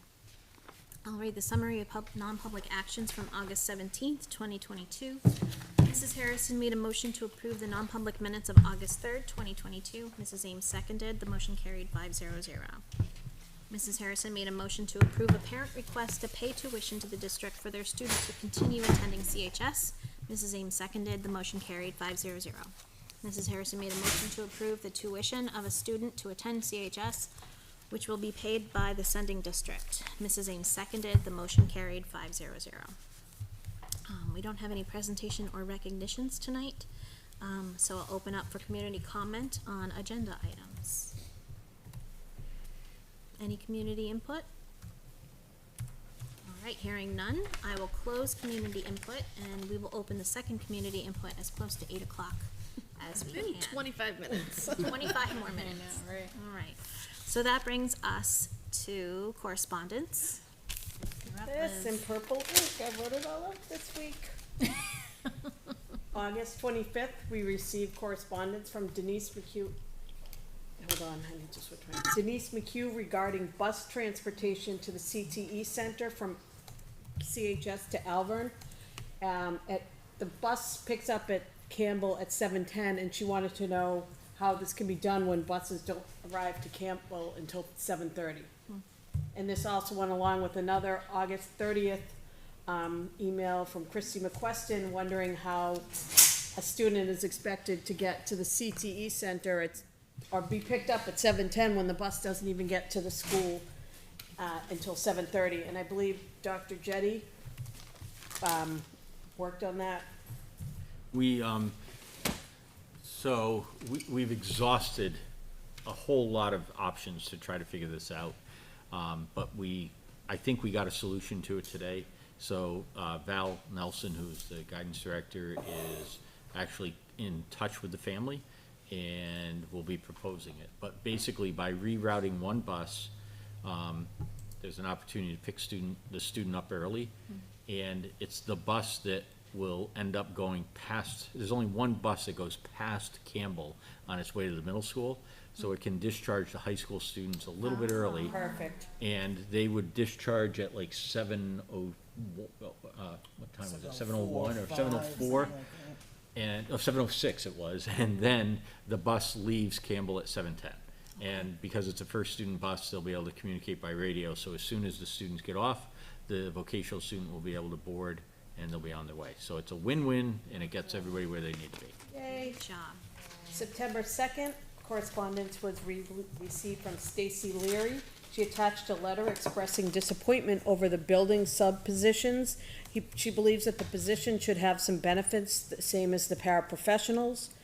There was high praise for Kathy Dyer, who's worked in the district for 20 years, and how valuable she is to the district. She should be paid the paraprofessional rate and have the same benefits as a para. It was signed by 36 GMF staff members. September 2nd, Andrew Cutter, he was questioning our start time today, and we will start having our meetings at 5:30, but we had the public hearing today, and there was some confusion over that. And September 4th, we heard from our one and only Tara Hirschberger, who wrote an email regarding the field conditions at Campbell High School. Not only are the fields unacceptable, but they're unsafe. And she compared the fields at Campbell to the ones at Sawmill, which are green, green, green. And basically that our fields are embarrassing, and they even quoted them in the paper at the Union Leader when reporting on the football game, the Dust Bowl or something like that. And we got response from Dr. Jetty on that as well. And that is it, unless I missed something in the last hour before I came here. Anyone? Just if I may, because Doug and I got a little more info on the field situation. So as we've explained to the board in the past, the irrigation system was installed using what we would today call inferior products. So it should be Schedule 40 pipe that can withstand high pressure, especially during the cleanout phase. So you got water pressure that goes through it, but then when you're blowing the system out, you can have 100 PSI going through there. It should be a Schedule 40 pipe, and it's a Schedule 20 pipe. So in other words, it's a thinner walled pipe. So over the 20 years or so that the system's been in the ground, the pipe is deteriorated, cracked, and leaks have occurred. The other piece is that the pump for it is not working correctly, and the cost that we have is a $17,000 repair. And Dave Ross said, hang on a second, before we do that, I'm gonna get some more quotes. So we're in the process of trying to find out what the actual cost will be to repair that. But understand, even when you fix the pump, it's connected to inferior piping. So you're still gonna have an ongoing issue with the piping there and the leaks that occur. So the point is that the field at Sawmill that was used as a comparison is an irrigated field, where I think the pump is working versus ours where it is not. And remember, we're drawing from a well, but that well is highly monitored by the State Department of Environmental Services because it taps into a vein that is connected to the Darrah Pond, and so the Darrah Pond aquifer. So we are limited on the amount of water we can actually draw from it. And Michelle ends up spending a chunk of time taking the bills that come from Pennachuck. So even though it's a well, the water is owned by Pennachuck. Well, it's owned, the wells are owned by Hudson, okay? Hudson is allowed to withdraw like 700,000 gallons, whereas we're only allowed to withdraw less than 60,000 gallons. So It's just one How of are those. our wells owned by Hudson? Don't Are you they love not that? on Years our and years land? ago, they Years and were, years ago. Don't go down that road. Yeah. yeah, don't go down that road, but years ago, Where exactly is irrigated? I know in front of the canopy at CHS used to have I remember seeing irrigation there, cause I planted a lot of the flowers in the front. So Is that what- not working either? That's correct, and what we think is that, or what Dave thinks is that there's a control valve that's faulty, so that's not turning on. But we don't know where the control valve is. The plans are very sketchy, they do not provide, like, here's the control valve, there's no obvious, there's the control valve. So you're right, the lawn outside the SAU and along the front, is not being irrigated currently, cause there's a control valve that's not functioning, we don't know where it is. There was conversation today that it might be under the gazebo. And you got exactly the reaction that we. I were would like, bet of money course it's under the gazebo. So, That makes a ton of sense. anyway. Yes, it totally makes sense. So I do have I mean, obviously, I wrote that letter. I feel very passionate about it. My kids play football, but that's just one example. Absolutely. The football practice field is like dirt. It's like concrete. These kids are getting tackled and they're falling on hard surfaces. And other teams refuse to even practice there. So what can be done? How can we move these kids around? The problem is, I've heard from rec committee meetings that, as they should, the rec committee does not prioritize school sports. So our backup plan potentially, which should be like to go to the town, maybe share some field usage, we're like last on their list. They wouldn't let you use Sawmill football, would rip that up. They guaranteed they would I know. not let. So, they in barely your let letter lacrosse back to use it. me, it was that, one of the solutions is to find alternate places. So there's really like no place else in town that we can go. And so then do we start, like, are you suggesting games? We don't have games at home? I think it's just a much larger conversation that needs to be held, right? Because it's not just limited to CHS, as mentioned No, in a agreed. response email, Yes. right? I mean, last spring, when softball at the middle school and baseball were playing at the middle school, those fields were also like concrete, where kids didn't or couldn't slide because of fear of slicing their legs wide open. They haven't been properly maintained with new dirt, and there has been some. In fact, they took the gator, right, and dragged a machine over it to kind of loosen up some of the material, but that's not sufficient for these kids to play on No, the way it's it is. not. And so it does need to be talked about and addressed. Well, right? let me ask you this, Andrew, does Primex, they seem to want us to measure bark mulch at the elementary school, they have no idea what's going on our, I'm sorry, I have to say. Yeah, who makes the But- call? Do you Who know makes what I the mean? call that They it's won't not a measure safe bark field? mulch. I just want to So, be clear, it's more than just addressing irrigation, Yeah. right? Irrigation Yeah. certainly caused the problem, right? 'Cause we're in a But to drought. solve the problem, right, those fields will need to be completely redone. Seed, loam, all of it. It's not just fixing the pipes. Yeah, and I don't wanna minimize this conversation because I do agree with you that it is important, but we're still in the correspondence Oh. section of our agenda. Oh, sorry, oops. So I agree with Andrew that it's a much bigger conversation and maybe, What I would suggest is that on the 21st, so the next meeting, we add to the agenda a discussion of fields, and let's have a longer discussion. And one thing that I want us to do is really think our way through the use of the word safe, so that we know what that means, because when we're labeling something as unsafe, but to my knowledge, first I'd ever heard that there was a problem with the field, right? So what is it, why do we perceive it as unsafe, and how do we address that? Because I think there are some things we can do to address it, but we just need to get a really. There's firm also handle. bees in the field too. There was a bag. There was a gray bag, like by the left hand side of by the small stadium seats, and there were bees swarming around it. And I know somebody got stung by a bee too, so But that needs to that's- be looked at too. but I don't But think, we're not in control of bees, someone didn't throw away their garbage. right, I think, No, I think it's in the ground because there was no trash around it. It was. AstroTurf it. So, No, I already it tried was- that. Yeah. This is a Like discussion. 40 years ago. yeah. I think Okay. this is, Yeah. this is a discussion for the admins and the Yeah. grounds crew, and let's get some more information on it, and, But I think this is exactly where, so bees in the ground, right? An email saying there's bees in the ground located here, and then we'll take care of the bees. Mm-hmm. Right. Cause we've done that Right. before, but we need to know about that. First, I'm hearing about Absolutely. bees. Bees are a safety matter, right? Especially if Yeah. you're allergic, but let's make sure that we Follow the properly follow the channels. chain of command, so we get that sent in, and, So was the AD there or working the on that. coach? Shouldn't they have emailed to Yes. somebody and said there were bees on the field? Can you oh, please check? and Yeah. they may not know It's not- unless somebody brings it to their Yeah. attention, so Right. again, it's just trying to address the problem at the lowest level.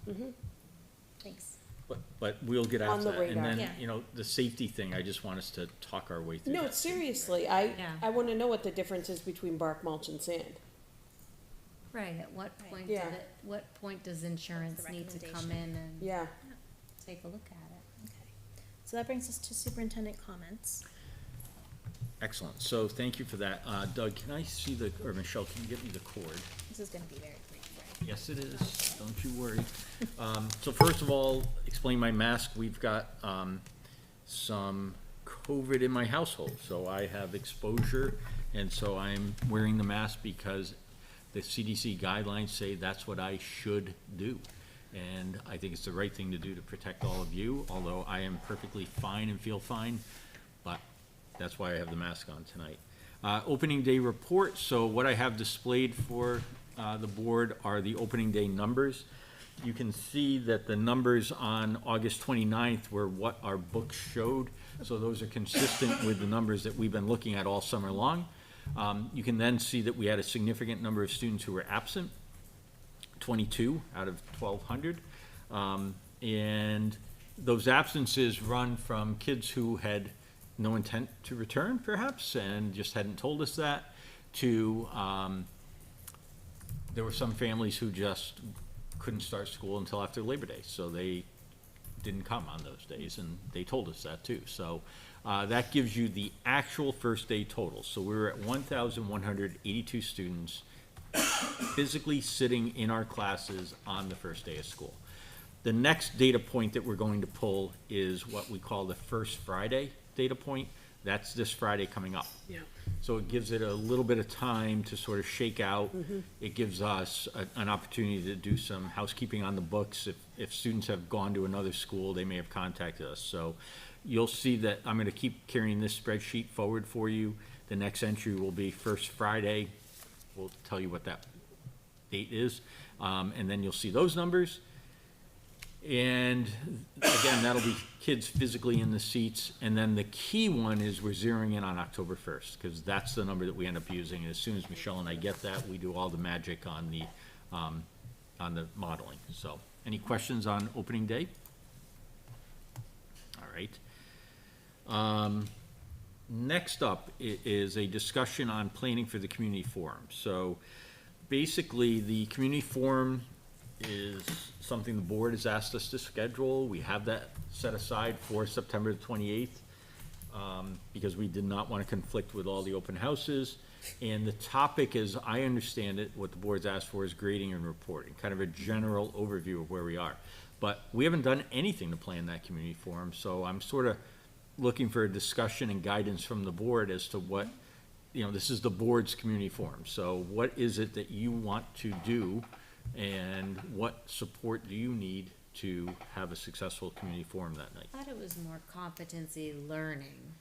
I guess I'd rather label it I that. think we said Power School too, like Yes, right. Power schools. with the Power Yeah. School update, making sure families are registered, know how to use it, know how to access their children's grades, attendance records, what the competencies are, if they, because you click on one part, there's the number, but then getting into the competencies and what those look like, and it's different on the app versus it's different on the computer, and so. And since now that there's a 5-day rule to get, to request, you can request relearning up to 5 days after the grade is posted. I would really like to see covered there how you know when those grades are posted. I think at one point we talked about that there are different notifications, that can be sent to parents, and some parents are receiving notifications through the Power School app when their kids' grades go in, others were not, and so what Right. does that look like? I just get absent reports. But when does it become the child's responsibility? Right, and that can be part of the greater discussion. And that too. can be Yeah. part of that conversation too. Just saying. Does that help So, clarify things? it does. So tell very me, broad. what does the board envision for the format that night? So are we setting it up with the board down front? Are you beginning with general overview of why we're doing community forums and what we hope to do? Because I think some of what you just asked for, Mary and I are gonna have to work with Andrea to figure out what that presentation piece ends up looking like, but I'm just looking at, you know, I mean, they're board forums, so I just need to Yeah. know how you envision it. When we came up with the thought to do these quarterly, I think the thought process was it was helpful to, while we have and offer public comment and community input at our meetings, this was more of a way to interact with the public and hear what they have to say on different topics. So Is it very structured, or is it more informal? I think, I guess it's an open book, right? We can make it however we want to. How I envision it is being sort of a presentation at first and then comment, question and answer On anything? on the topic. Okay. We're sticking to the topic. We're not Yeah. gonna- yeah. I mean, they can come and talk about anything at 8 o'clock of our, Well, if it's a community forum, it should be open for conversation. right, Right. that's the hope. But Well, the topic. I don't necessarily know that it should be restricted to the topic. But I think we need to have a focus. Then it will never end, and I'll be Yeah. really I cranky think at we like need to 10:30. have a focus. If we're doing this, what did we say, once a month? Once every no, other Nope, month? you're doing it once a Quarterly? quarter. Quarterly. Yeah, I mean, I think we do need to focus around a topic, otherwise we'll be there all night, which is fine. But, No, it's not. no, it's not. We have, I'm I just mean, thinking it's another mechanism though for community, Then it should just be To- no to- presentation, just a community forum. or for the community to. Ask questions? Ask questions or to respond to some of the updates perhaps that they heard from this evening, that they can't make the next meeting, you know what I mean? Mm. It wouldn't impact any voting at that point, but certainly it's a way for us to hear yeah. and take some of the concerns. I mean, that this are one out is there. very, very specific to our district families. And I think originally when I had this idea, my thought was that it would be mostly district families, and we'd be discussing topics about what's going on in our schools, I what. thought it was gonna be beers with Liz and Andrew. Did we have community forums last year? That's the original We plan was. had them as needed, So did we have them? We had one. yes. And what was the turnout? Formally.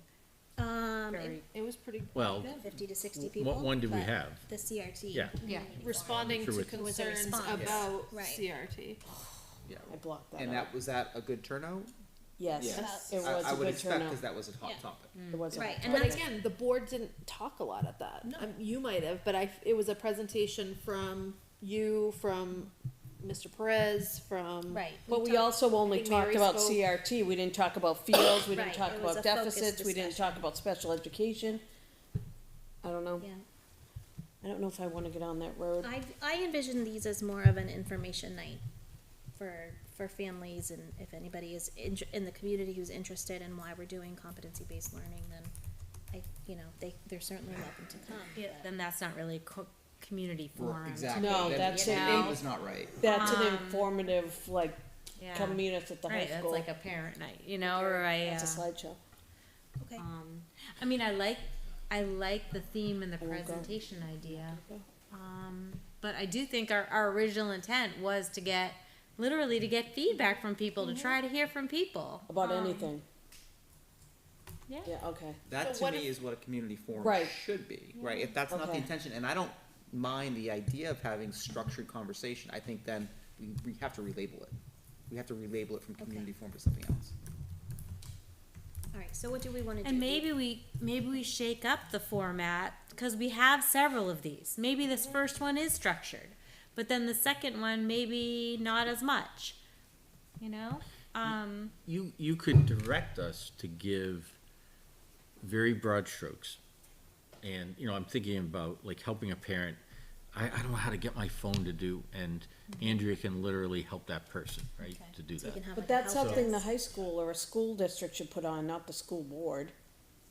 Well, it gets people there, and then you can say, you know, we wanna just talk about our direction with competency-based, and so broad strokes, and then you take questions and answers, and then you open it up to, are there other things that you want to communicate with the board about, have a dialogue about? I mean, we could set this up, because I think there's two things, you go to the auditorium, and you got a presentation style, which is not what I think you're looking for. I think you're more about a round table in the library, because you're not gonna get 100 people, you're not gonna get 60 people. Conversations, right.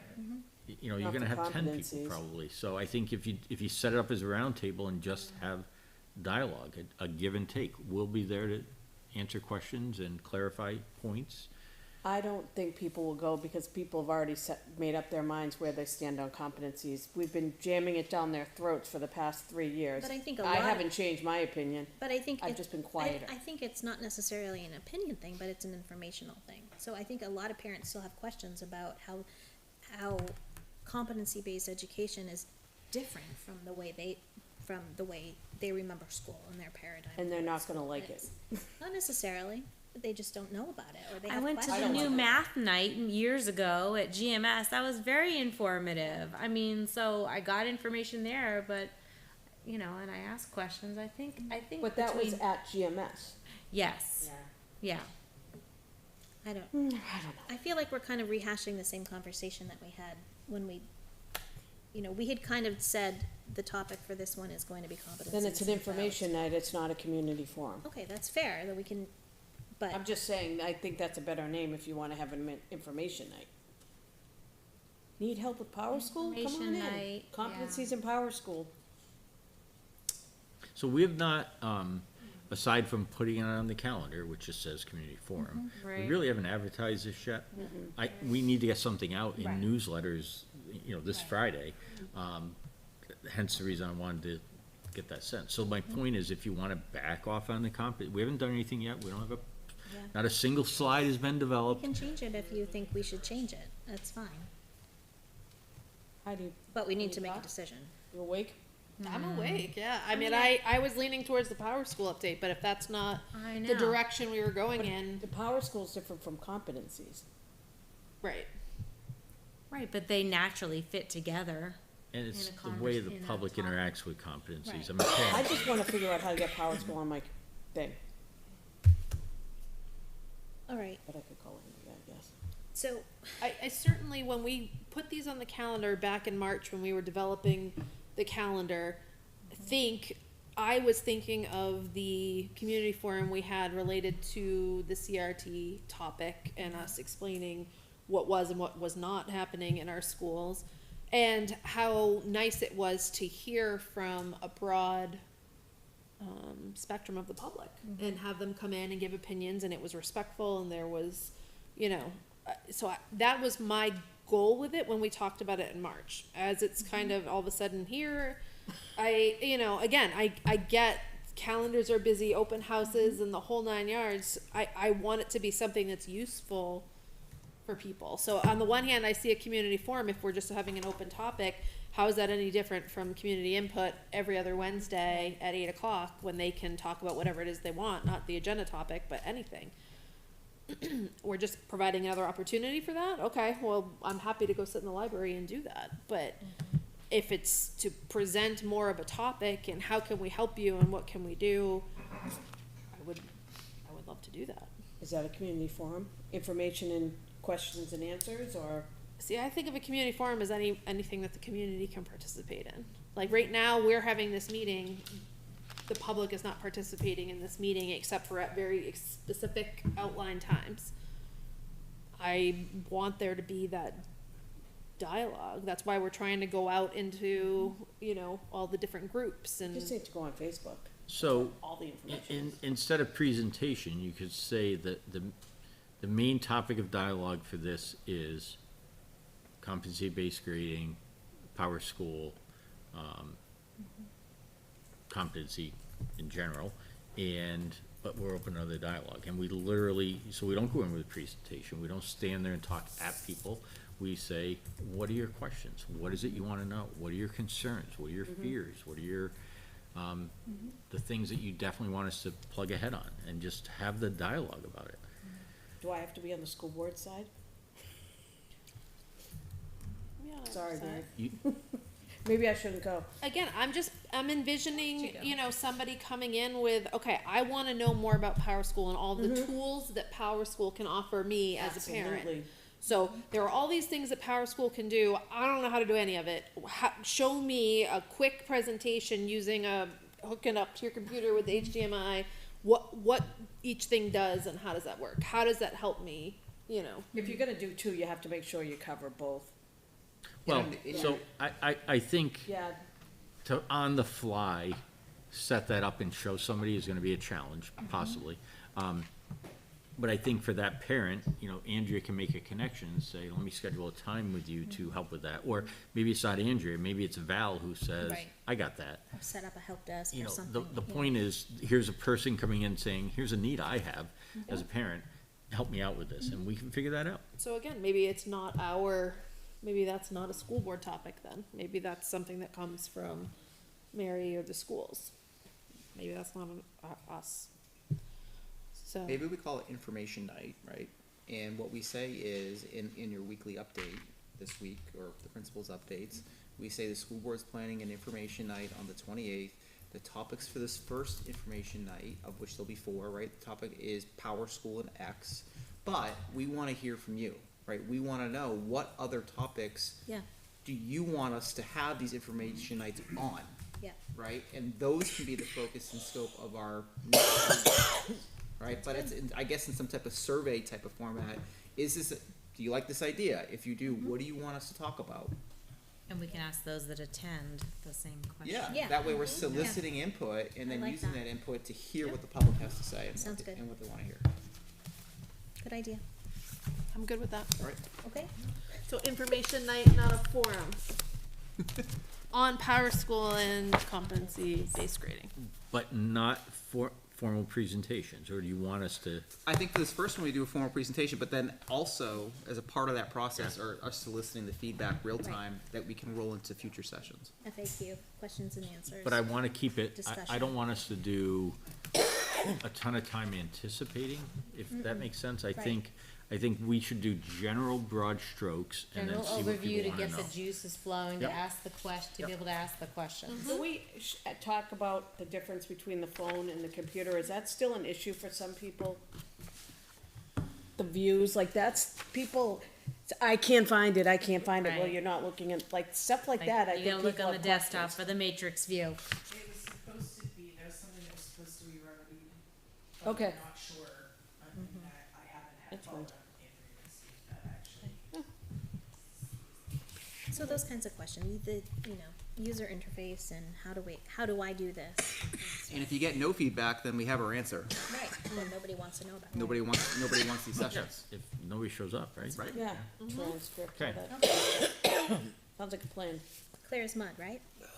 Well, it's hard to plan, but we'll put our heads Is that together. the 28th? All right, It's with the 21st or the 19th. so Got it. I wanna try to pick this up. It's 8. A community forum? Questions? We're done Good on talk? I thought we were doing it again at 8. Oh, you're right. Is there any public input? Does anyone have community input?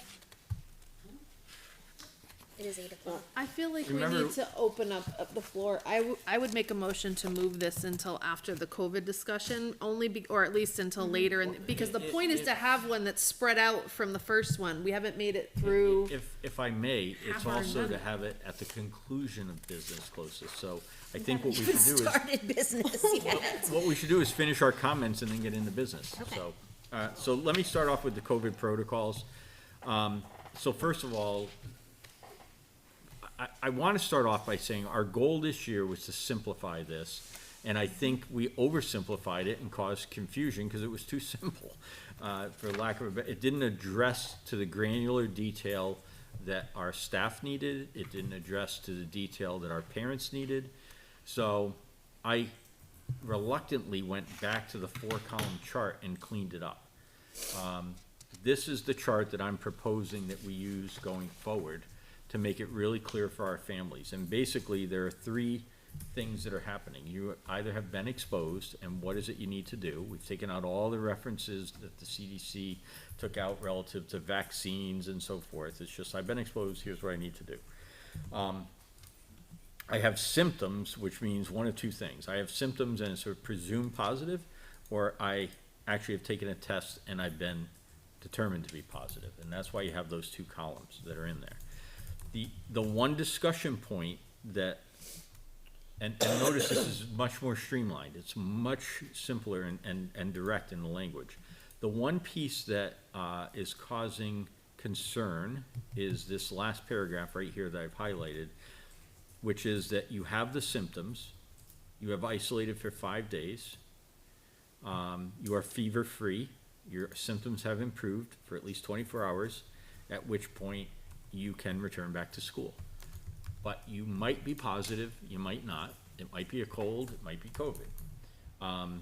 And at the bottom, it says it's strongly recommended that I always wear a mask around others for 10 days. Strongly recommended, because the CDC guidelines talk about should wear a mask. It doesn't say must wear a mask. So, you know, what we're trying to balance is getting kids back into school safely and protecting our staff and protecting our the rest of the student body. If a person has tested positive, they are required to wear the mask, because we know they have the virus and we want to prevent that from being spread to others. So that requires for 10 days. Schools are all over the place on this.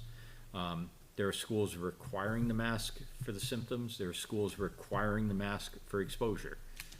I'm suggesting that we not do that. I don't want to be the mask police. I'm done being mask police. I think we want to leave this up to families and really exercise that personal responsibility. But I will tell you, our nursing staff, the part that I have highlighted, they're not universally comfortable with. They would rather that, because what they see it as the loophole. I have symptoms, I refuse to test, so if I return back, I could be COVID positive and I could be spreading that. They want it to be, therefore, you have to mask. Whether you choose to take the test or not, you have to mask. But right now, our team is saying, the hill we're gonna die on is, you tested positive, you gotta wear the mask. That's the one that we're saying, you're welcome to come back, we want you to get back to school, we don't wanna keep you out, but the masking is only for that positive test at that point.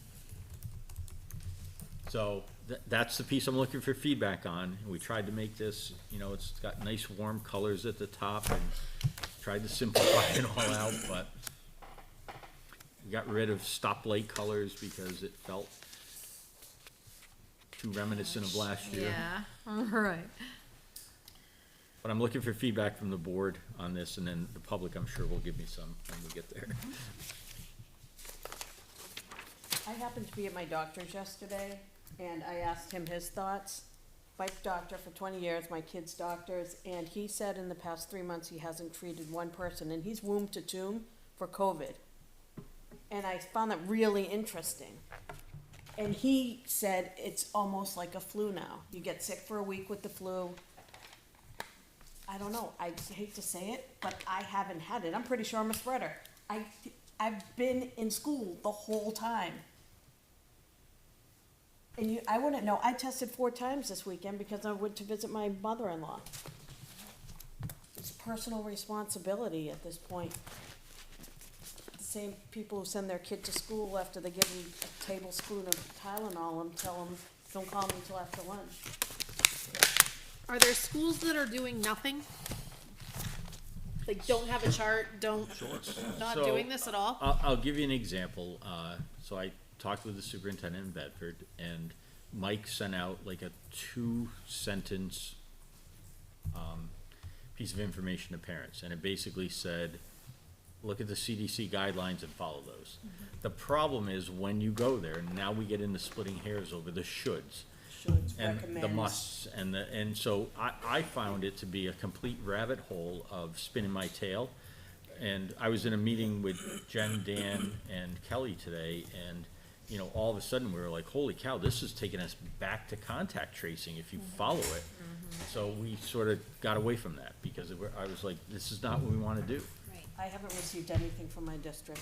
I jokingly said I wanna stick a biohazard sign on every door and say, there might be COVID here.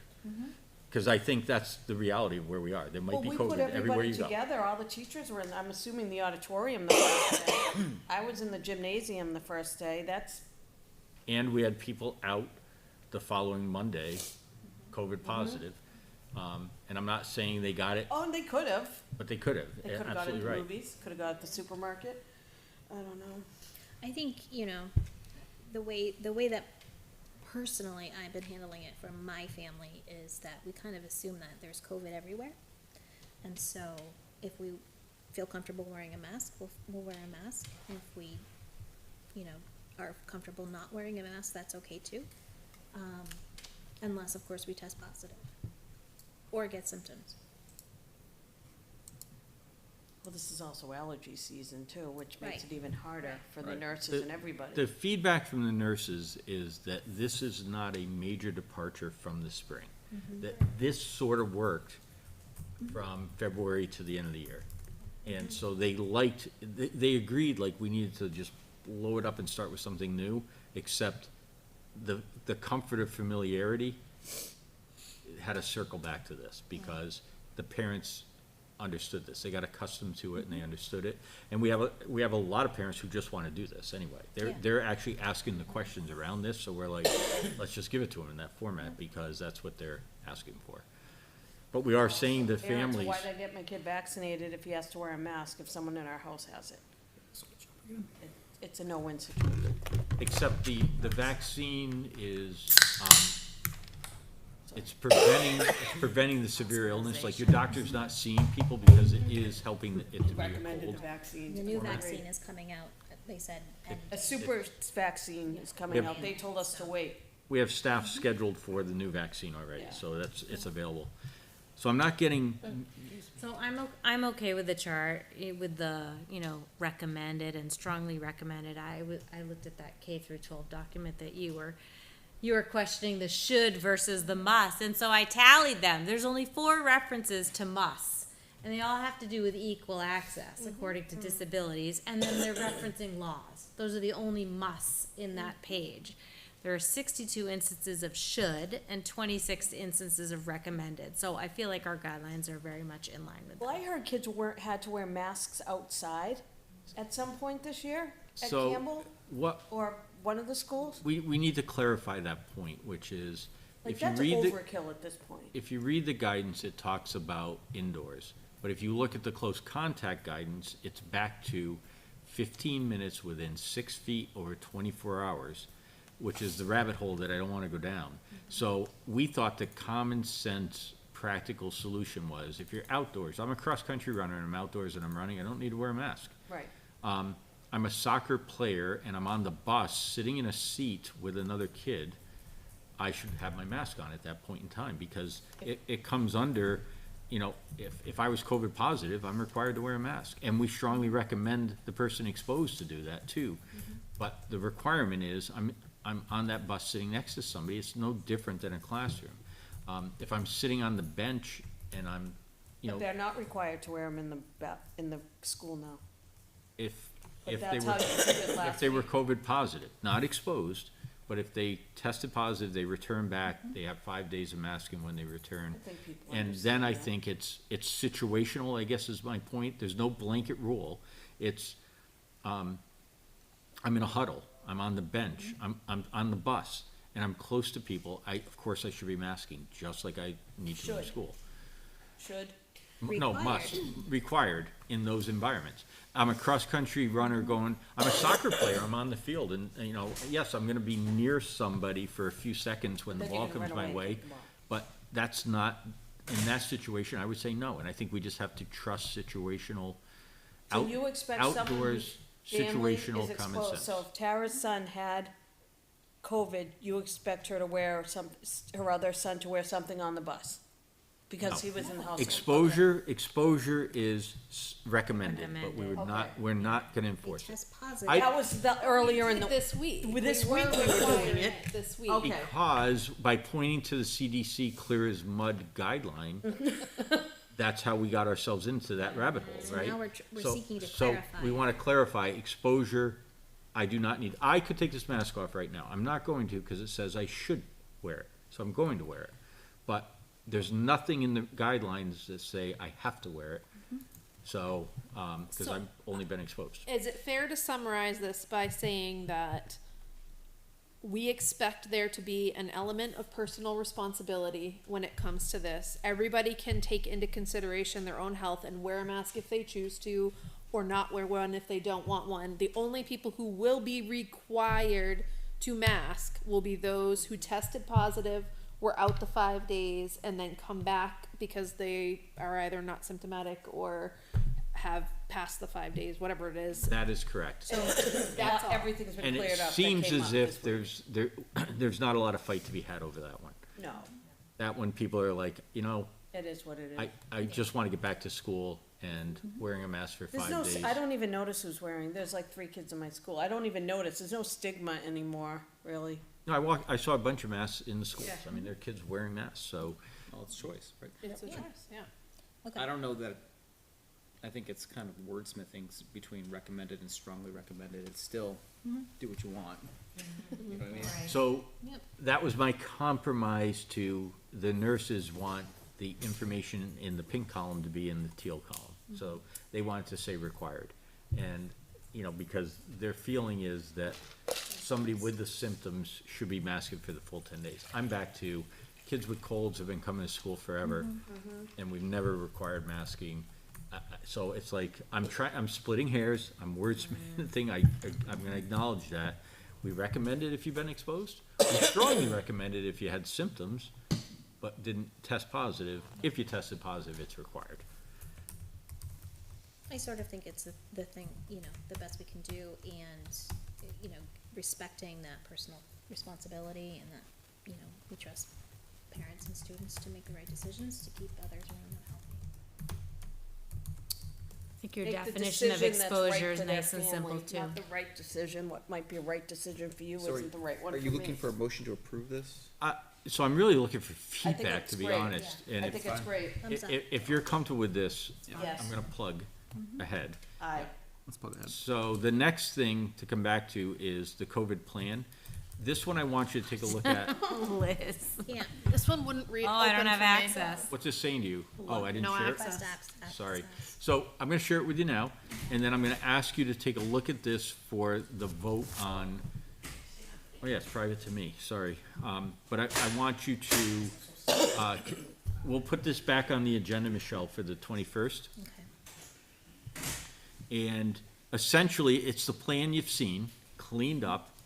And the last one said approved by the school board on, I think it was like February 22nd or something, so. But I've updated all the links to it, and I just want you to review exactly what this says. We've taken out language that conflicted with the new, guidelines, so. You got 2 weeks on this one, okay? And then this is the plan, the 2-pager that gets shared with the state, because we do have to update our COVID plan every 6 months, I think it is. And then the last thing is the tracking form. So the admin team met, and what we're proposing is to keep this really simple. We don't have access to Hillsborough County data and Litchfield data and the whole 9 yards. So if you look at the GMS, you know, look, Dan's already filled his numbers in. So We're gonna do the flu too while we're at it.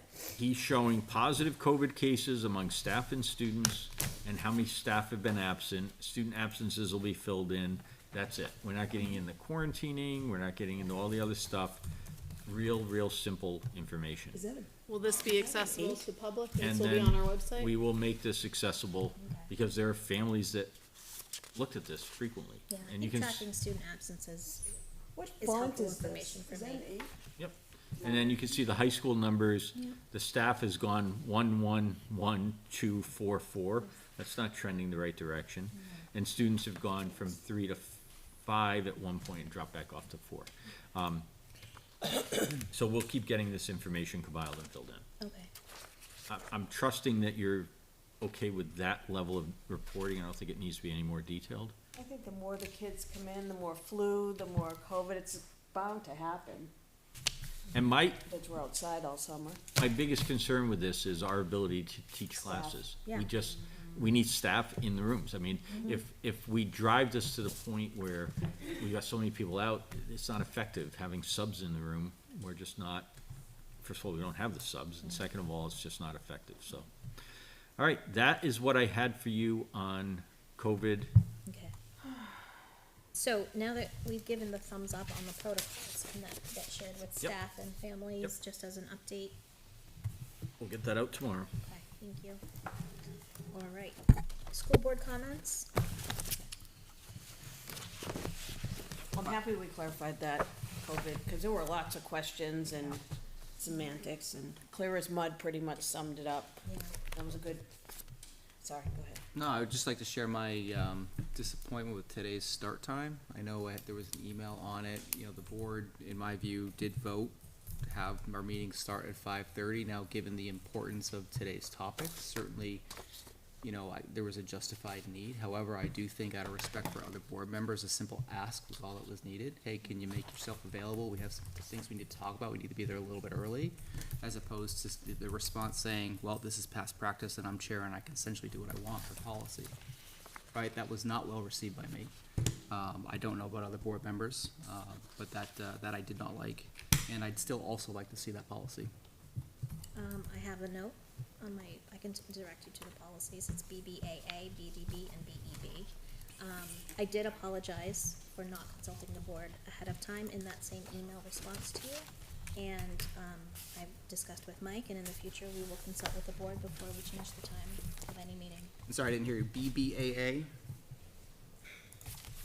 BBAA, Yeah, BDB, and BEB. thank you. Can we clarify this? Are we meeting at 5:30 from now on? Yeah. Okay.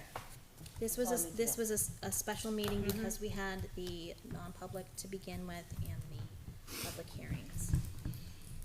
Typically, we do send the poll out. Can people make it? I also, I mean, I admitted in an email, I misunderstood the board's intent. I thought it was to accommodate the public.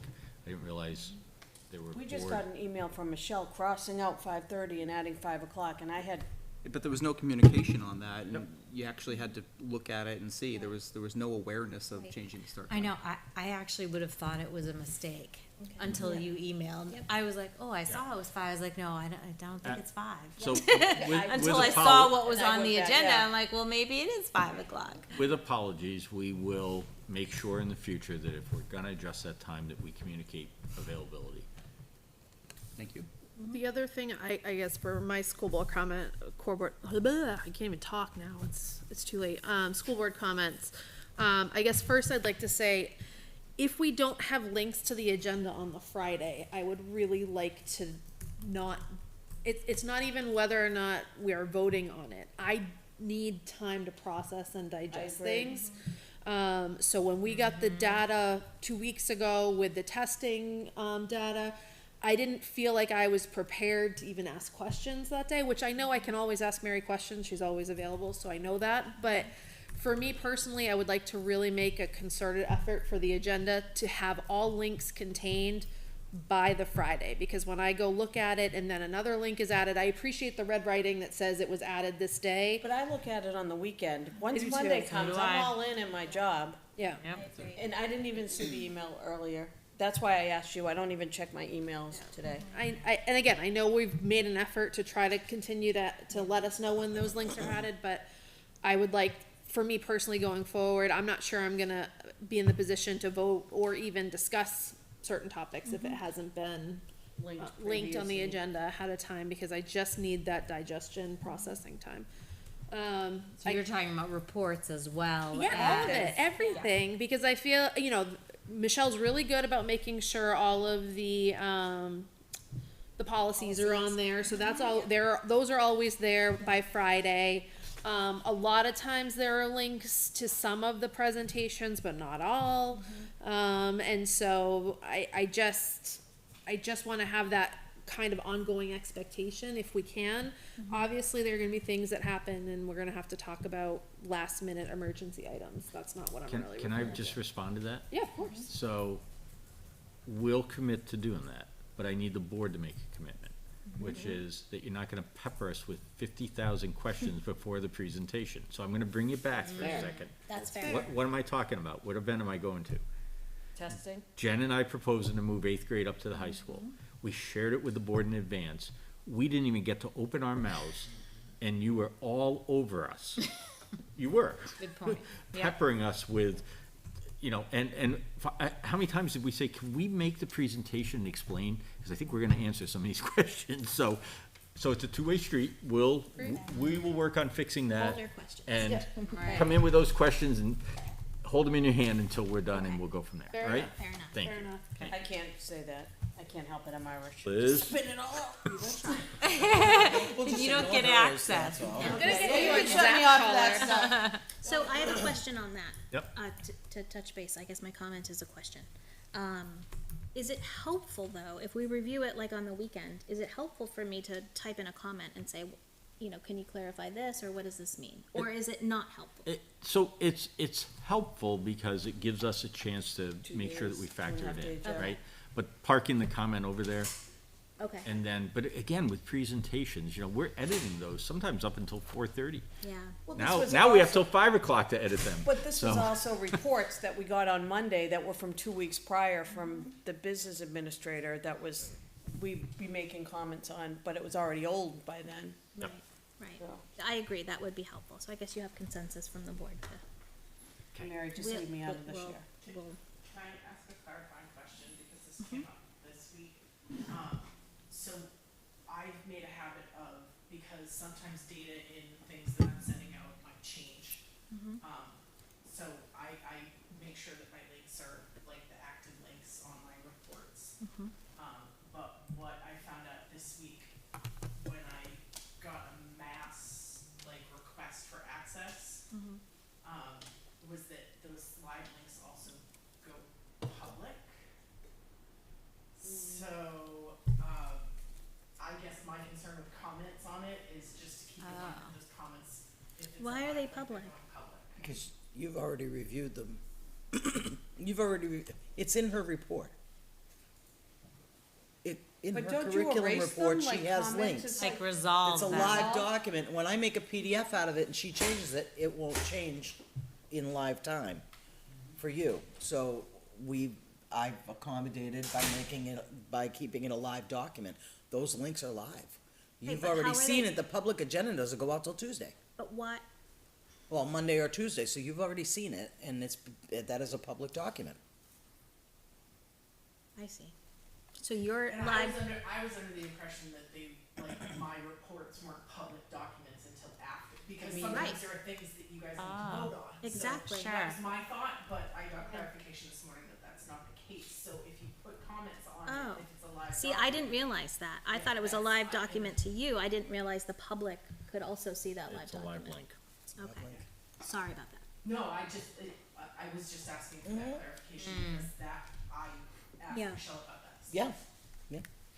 And so the point of the clarification is, when you write the comment, to know that the public could see it, Correct. right? Sure. So you're welcome to put the comment, but just Yeah. be aware that it's publicly available, I that's all. don't think I would ever say anything that the public wouldn't, shouldn't see. No, but if Right. you, That's if my you job. inadvertently, I know, but I could see. if Liz you making thought you were comments. asking Mary about a personnel thing by saying, who's the teacher of this kind of right. thing, Okay. that now is public, right? That's Okay. all, just keep that in mind. Okay. Yep. Good tip. All right, that brings us to, I think, any other school board comments? So, Okay. What? Oh. the door locked. All right, so that brings us to general business At 8:30. at 7:30. August 17th minutes, Did we shift the public comment? Was that like something that we did? I don't. we did. You sort of I opened it. asked, I opened public comment and there wasn't any, so we closed it. Okay. Yeah. Cause then there was a request to shift it, so I did don't know where request that to landed. shift it, Oh, We'll do it again. because I felt like there was supposed to be distance between the two comments. okay. So we could have public, let's shoot for public comment at 8:45? 8:45, okay. Keep an eye on the clock. All right, so public minutes from August 17th, 2022. I'll make a motion to approve those public minutes. Second. Questions or comments? All in favor say aye. Aye. Abstain, opposed, abstain? 4-0-0. All right, that brings us to Doug's report. We've heard enough from Doug tonight. August, John, and I try to keep it shorter, knowing that my voice has already been out there quite a bit. So in there, you'll see the July invoice from North Branch. We are now using the loan from Bank of America. When we use the loan from Bank of America, it doesn't hit Fund 30 because it comes directly from Bank of America. So it's not like the money comes from Bank of America to the school to North Branch. It goes directly from Bank of America to North Branch. So you won't see that hit Fund 30 anymore in regards to that, but obviously you'll see every invoice that comes through for that. The next thing are the expenditure reports, and there was 2 on there earlier, and then I added another one. My goal is to get us as transparent as possible. I do appreciate when I got this job that you could look online and you can see the budget and you can see how it's broken down. The gray area that we've been getting to talk about a little bit is the dental and health benefits and how that's kind of listed sometimes for single teachers. So if you are one teacher, like there's one art teacher or one gym teacher, then you can see wages and what they choose for medical and dental. I believe in being transparent, but there's a gray area when we go to medical and dental. So what I was able to figure out today with the help of Polly was how to do the expenditure detail report, which is what many of you want and which what I want to give you, pulling out the health and dental and then showing the totals for health and dental just on this table. So That's fine. that's what we kind of discovered today. I think we might also be able to have Holly on the back end, move things into a lump sum for health and dental as well, so I can just print off the I see. the detailed report on that. So what I'd like to do, and maybe you can confirm, it's okay if you don't know now, but does the budget committee have access to those links? Those links are live for anybody at this point. Okay, Nice. great. That's full transparency. I like it. So now that this is presented to the board, tomorrow I'll just share this with the budget committee, this page. Yeah. The questions that there were 3 questions that we submitted, again, just as a reminder from the budget committee. I'd have to pull them up, I don't have them in front of me at the moment. Was there an opportunity to look at those? I know some of them were probably answered tonight. I Yep. just wanna make sure. Yeah, so I looked at them. I think the first one was definitely answered tonight. Let's see. At least I hope it was answered tonight. There goes my computer slow. Yeah, so those questions, just for the board's awareness, why are the capital project expenses what are their capital project expenses to date from the capital reserve fund, and why was there a deficit? So I think that was made pretty clear this evening, and I think that spreadsheet that you shared is also live, so Yep. that can be sent as well to the budget committee, which I'll do. What is the current spend on LMS project to date, and where are we against budget? I think that's also pretty clear in that file. Yep. There's a detailed tab where they can look at LMS and see the By expenses. location, yep. Yep. And then where are we on LMS project status compared to expected credit and revenue generation? I think that one's a bit more challenging to answer because it's work still being performed. We don't have the benefits of a solar array, which is not expected to yield any results until the spring at the earliest. That is correct. So Dick Henry is working on providing a document which kind of talks about where we are relative to kind of cost savings. So once we get that, we can share that out as well. Cool. All right, thank you. Anything else for Doug? All right, thank you. You're welcome. That'll bring us to our curriculum report. Good evening.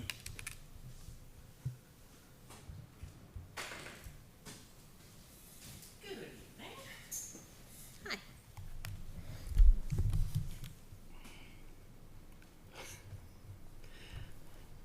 Liz is laughing. Holding on to summer, huh? Yeah, you know, I thought the same thing. I was like, Well, it was our summer professional learning. Oh, Before I jump into that, that's true. I just want to go over my report with I have a number of links in there that are just informational. Professional learning, we're going to go into that a little bit deeper. Grading and reporting, just to give the board an update, a lot of this was presented when I presented in June, just as a reminder as we start the new year. We do have the new reassessment procedures that should be in all handbooks. I've linked in there the presentation that our competency-based leadership group gave to the staff on opening day, just as an informational piece for you. I'll talk a little bit more about it in the presentation. So the board had approved the shift from work-study practices, our current work-study practices, to the portrait of a learner trait as the work-study practices. What I've linked in there is just the articulation for each separated out. What I had presented back in June was the document that had all three in one. This just transferred it into our actual rubric template with the language by grade level. I also included, just for your information so that you can see them, so that the public can see them, some classroom resources that were made as a result of our competency-based leadership work this summer. That group worked really hard to kind of articulate a why. Why are we doing it? What does it look like for us? And then they felt it was really important to make sure that our teachers and our parents and kids and everybody are aware of the 7 design principles to competency-based education, and what those, not only what they are, but what they look like in the classroom. So these, I'm actually going to work with Michelle, she doesn't know it yet, but to get them printed up and get them in everybody's hands, all staff hands. So that's one of my goals. The other piece that is really important is we have a lot of teachers that have started to transition to using a 4-point competency-based rubric. They may be using it for an assignment here, an assignment there, as they get their feet wet with it. But what we found last year as we started this work was that there was a lot of inconsistency in the conversion. So some teachers were entering it as a 4 out of 4 or a 3 out of 4. It was translating to a basic percentage, but that's not the idea behind the competency-based rubric. So they would do a 3 out of 4 and it would come out as a 75. It would come out as a 75, whereas on a competency-based scale, a 3 is higher. Yeah. So what we have talked about through this leadership group and what was put out to staff coming back in was, you'll see there's a 4-point rubric conversion that any staff that are using a 4-point rubric would be using. So the kids will have the rubric, it goes into Power School on a 100-point scale based off of that conversion. We're going to come back to this mid-year because there was a lot of conversation about, was it granular enough? Was it too granular? So we started sort of as a mid-ground, and then the group will collect feedback from teachers that are using it, and we will reassess mid-year. One of the things that group really has been focused on is making this a year of educating staff, educating parents, educating community, and making sure that we are all on the same page. We've used the analogy that, we've done a lot of work. And what we found is we have the bus, but we found it out back and it's broken down. So we spent time this summer rebuilding it so we can get it moving. And the goal this year is to really get it up and running and get everybody on the same page so that everybody not only can be on the bus, but knows how to drive it. That was sort of the analogy that we came up with in this group, looking forward to really just spending a lot of time getting into the work this year, and more so than that, really encouraging staff to take some risks and step outside their comfort zone with it. So, I said right out of the gate that we have some teachers that are using a 4-point scale competency-based rubric and have been using it for a long time. We have others that haven't even started to build them because it's not something they're comfortable with.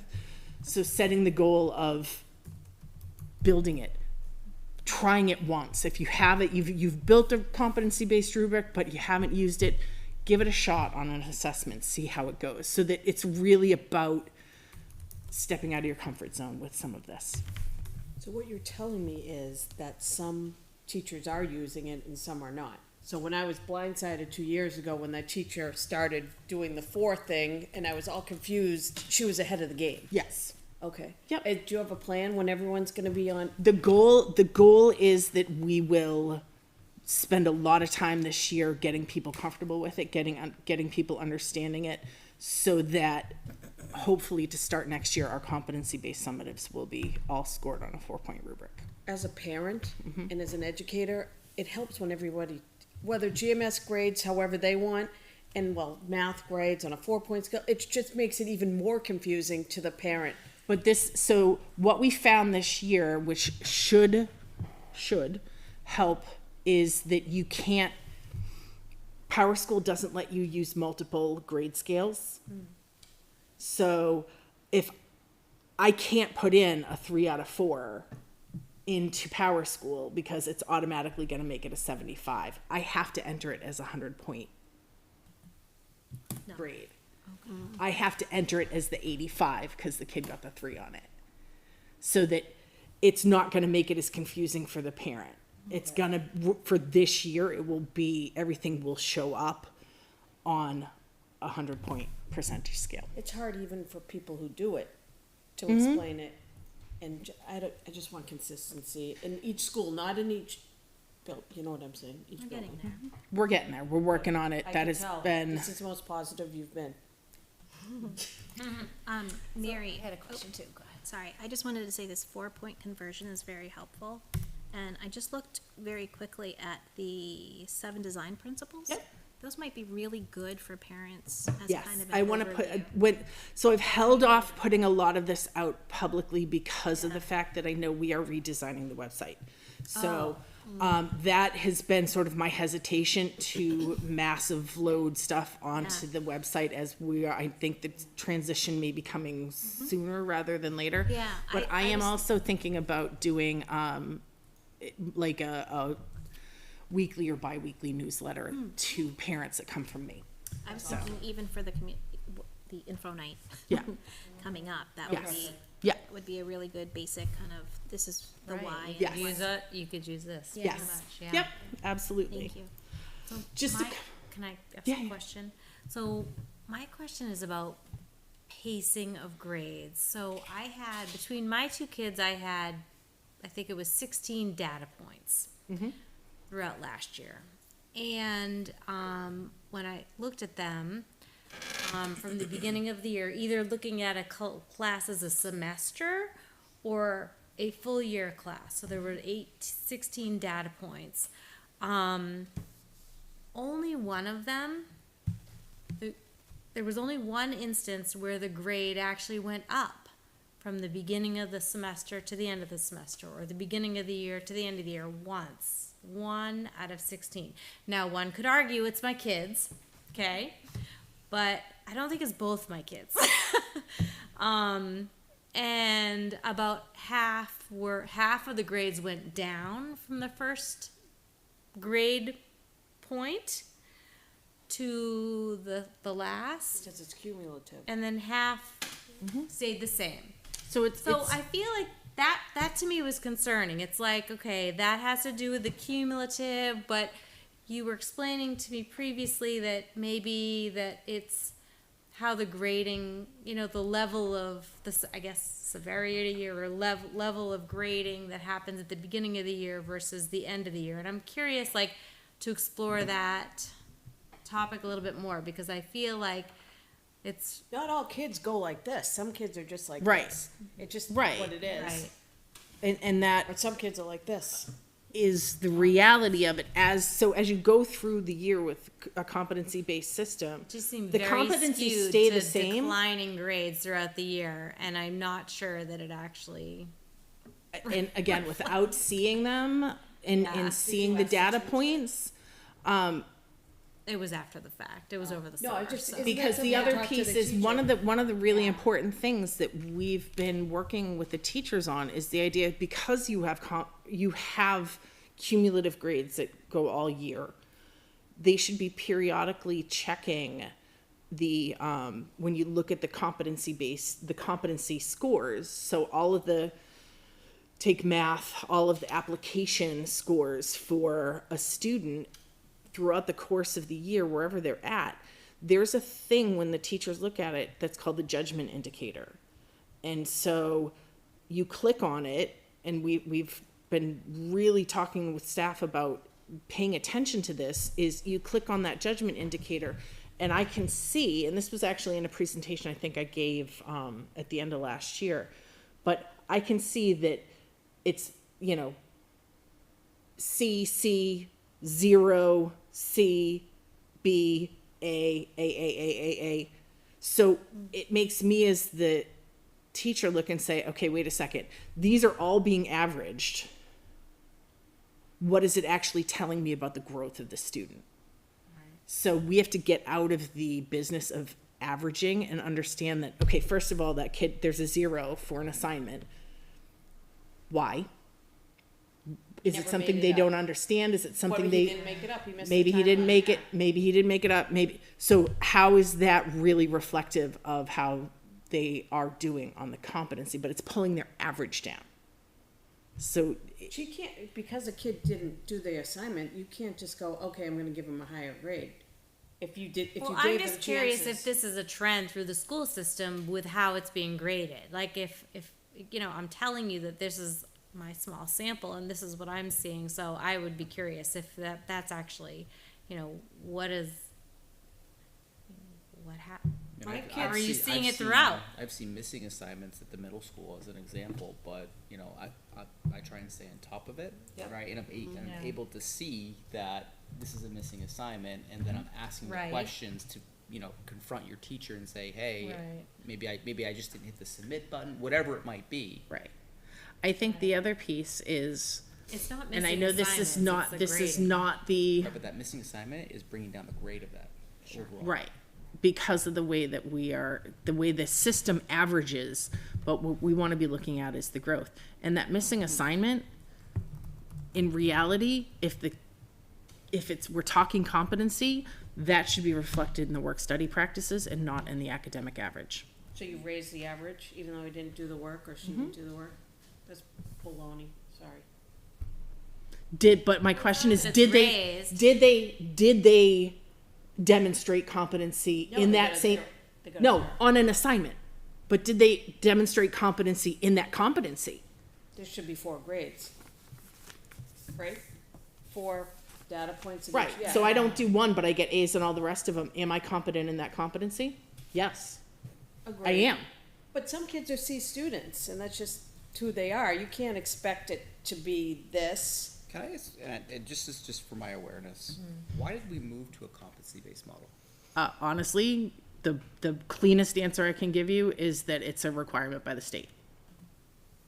It's been a requirement on the books So since it's a part of 2015. Common Core, is that what it is? Nope. No, everyone does it different. My district does it different. Lots of different districts do it different. I don't know how Manch Vegas does it. I don't. be Well, the interested. state law is. Yeah. You will grade You on. will grade you on will issue competencies credits based on competency competencies. achievement, so. But how districts do that is what's different. Correct. Correct. Okay. We have weighted ones.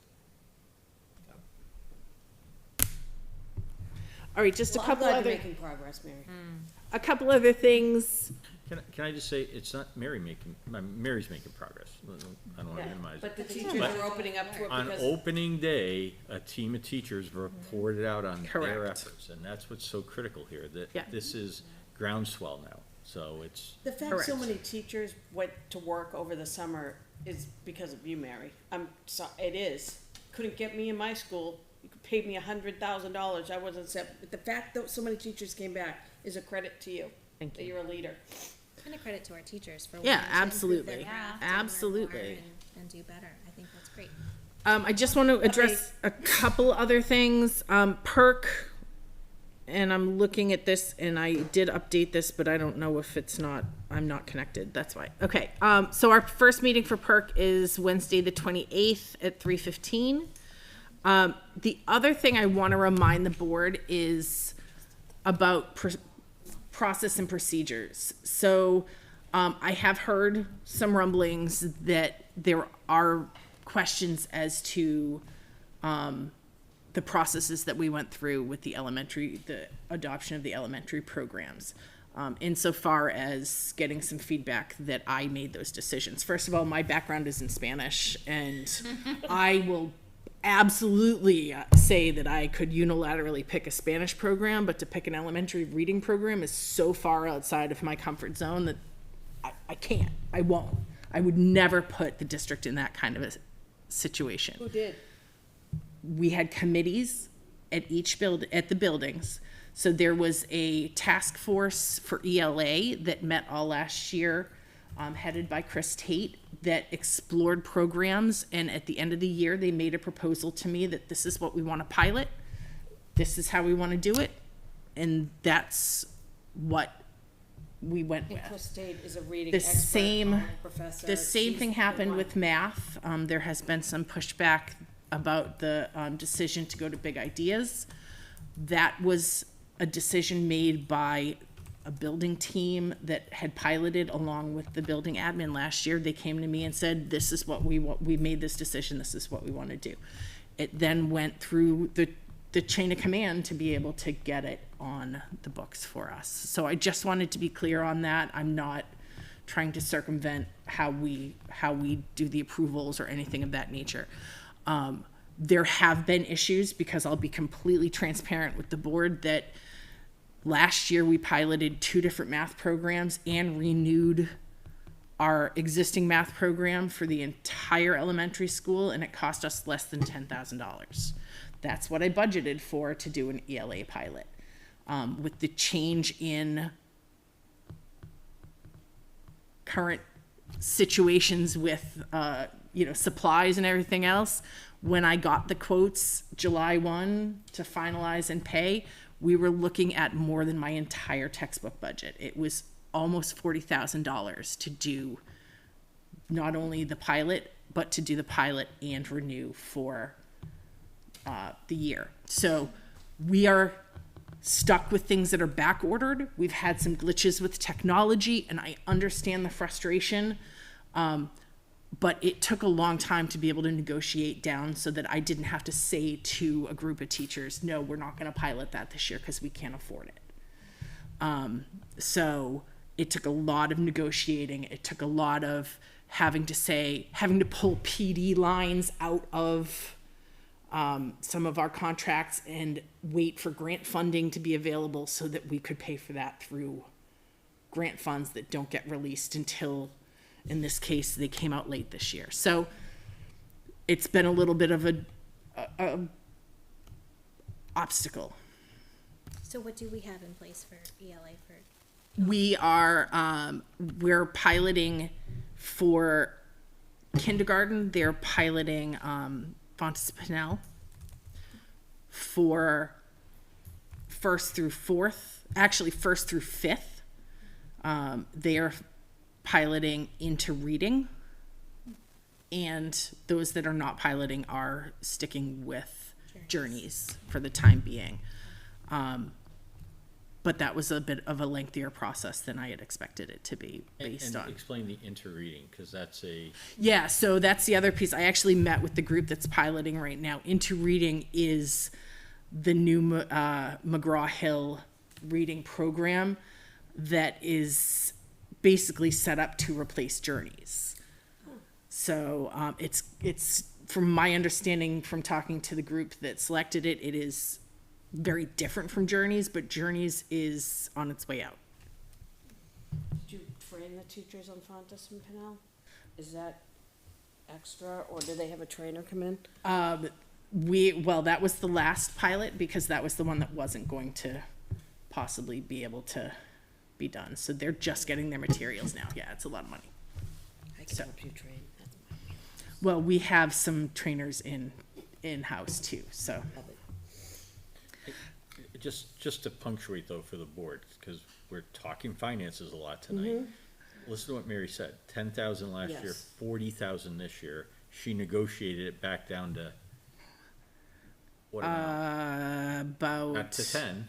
Nope, I negotiated it back down to 15, 16, but that also was pulling out all of the PD that was putting $10,000 in grant funding.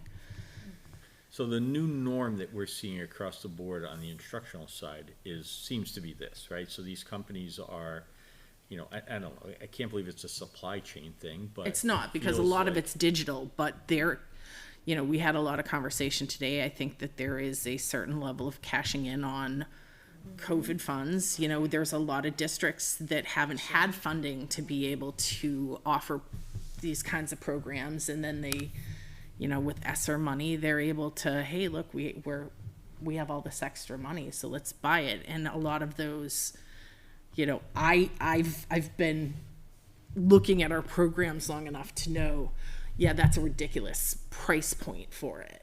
It's 15 So- grand for one set of Fontes and Pinel level. That's what we paid. Yeah. I know, I And should it- have you, bargain Seriously. shopper. Dan shared with me like the That's DSSA amazing. Yeah. doubled in price. I Doubled mean, in there's price. all sorts Well, of the things like the this other that thing, was and just to, and I'm gonna just drop this and run away from it right now, is iReady. Yeah. I had to do some significant wheeling and dealing because when I got our bill from iReady for the same thing that we had last year for $15,000, it was $50,000. Oh my God. Wow. Have they been talking to Eversource? So That's iSource. insane. I'm very concerned with how we can continue, but we've seen the value in it, so that's the struggle. Wow. Okay. I know, did they give us a first year rate? Is that why? Yeah, well, they didn't quite Yeah. clearly articulate in the breakdown things that were given as a pilot. That's how I got them to come down this year. I got them to come down this year and cut it in half so that, because of the fact that I was like, that was a bait and switch, like you didn't, but I'm not gonna be able to get them to do it again next year. I already did the same thing to my past district. First year price was not so bad, second year price was very large. Yeah. Yep. So, and so that's Cashing in on students. My- Cashing in on students falling behind. It's Was I supposed to be moving this? No. no. Okay, sorry. No, and I'll do this really quick. This is I just really wanted to highlight the PD that we did this summer. So we had mainly 4 big things that were going on. We had Live to Learn. We had our competency-based leadership group meeting. We had teachers doing some independent work, and then we had some building-based work. So Live to Learn, I mean, that's our big thing. We had 7 days, June 20th to the 23rd and August 2nd to the 4th. This is our 4th year, technically. We started it in 2019. 2019, we had about 40 teachers come over the course of 4 days. We only did it 1 week. The following year, we did it sort of remotely, which, you know, during the pandemic made it a little not quite as effective. Last year, we did have a pretty good turnout, but this year was by far, I mean, it was awesome. And we all walked away from it saying how re-energized we felt after Live to Learn this year. It was really, I mean, teachers, staff, admin. It was the first time I actually went home after the first day, and I sat down and I heard, I haven't seen you this excited about coming home from work in like months. and it just was so reinvigorating. So what made it different? We had 58 staff members attend. 13 of those attended all 7 days, and 36 of them attended 3 or more of those days. Every workshop that we had was run by staff. I did not run any workshops this summer, which to me, that's been my goal since I came into the district, is I want to be there to support teachers, but I want to support them to be sharing what they're passionate and good at. The other thing that we added the second week, which I think had a really big impact, is we added an end of the day share out. So the admin team was meeting, we came into the library, the groups all reconvened, and we just did a quick share out of what did we accomplish that day, what were different people working on, and that was really just, it was a great piece for all of us to be able to hear what was going on. And just a bunch of pictures. It really was staff working hard at things that they felt they needed to work on. Big Dunna doesn't look like he's working hard. Who? Sean, Where is he? he's wearing the red shirt, isn't that him? Or is that Sika? That's Sika. Let's see. Yeah, he doesn't look like he's working They hard. were also posing a little bit. I will also point out that I don't know about the one, but there are brand new teachers. We had a number of brand new teachers that came to the August That's Live to awesome. Learn. And that was fantastic because it really gave them an opportunity to get to know some of the teachers in the district and get to know how we do things. And so it was fantastic. So this, after the first week, and I didn't do it after the second just because we were like sliding into coming back, but I did a survey of, you know, how it went. And I just thought this quote really jumped out at me, is it kind of summed it up. And that's the feedback, the general feedback that we get back from it, is it's just a great time for them to be able to get in, dig into whether it's resources that they found over the year and didn't have a real chance to integrate, or, you know, we had teams that worked together. Just, it's good individualized PD for There's people. no Barry, can I bells, there's just no students, take you that's back awesome. to the 18-19 school year? You and I are talking about doing this. Isn't that exactly the vision? I mean, That was. for him to put into words Yep. what we wanted to accomplish, Yep. I just got goosebumps reading that for the first time, because I'm like, You need to get that's a what we life, said we wanted to be. Yeah, And there that's it it. is. Like, It was, and I true. did ask him today, I'm like, I'd really like to put this quote in, are you okay? He's like, of course. So I'm not using Oh, his, they look comfortable, they're in air conditioning, so everyone was smiling, you don't have to worry about bells, kids interrupting you, administrators, that's fantastic. I might have gone if I worked here. Do they get PD time for this, or how is this funded? so they get PD time, and they also get, it is paid. I've built it into the PD grant. Our Title II grant is a PD grant, so I build a line into our Title II grant every year to be able to support the work of, so, Great. I will say, and one of the things, I might, maybe I don't wanna say this publicly, but I'm going to, you know, I've been able to keep the numbers really high with not increasing the pay, which tells me that people really come because they wanna be there. And that's, I mean, it's so fair. There's compensation in terms of money. Yep. There's compensation in terms of professional learning and hours, right? We all Yep. need hours to keep our certification up. So on some level, you've kept the pay piece. I kept the pay, I mean, what, Payment overall, I Right. think people are just recognizing. we that. also, But there's look, huge value, it's part of obviously. the reason why I fight every year to make sure we have a food line. I know that sounds really silly, but just being able to feed everybody lunch that comes is huge. You know, and it's, we keep it in-house. Lauren does all the catering for us, but it's that one more thing that shows them the value of being there and that we appreciate that they're coming in to do the work. So our other major piece was we had a competency-based leadership group. So last spring, and then again this spring, we actually sent, I did the math, we sent 7 teachers and 5 administrators to a training through NHLI on competency-based leadership. The majority of the group that went in 2021 is no longer with us, which is why the numbers are less. But we sent 7 high school staff members this year. We know that at the time, high school has been the hardest for us to move. So we sent 7 high school staff members, 5 teachers, 2 administrators, and they just took off with it. So they met with me at the end of the year and they said, Mary, we want to move this. We need to move this. This is what we want to do. We want to get a group together. We want to start meeting.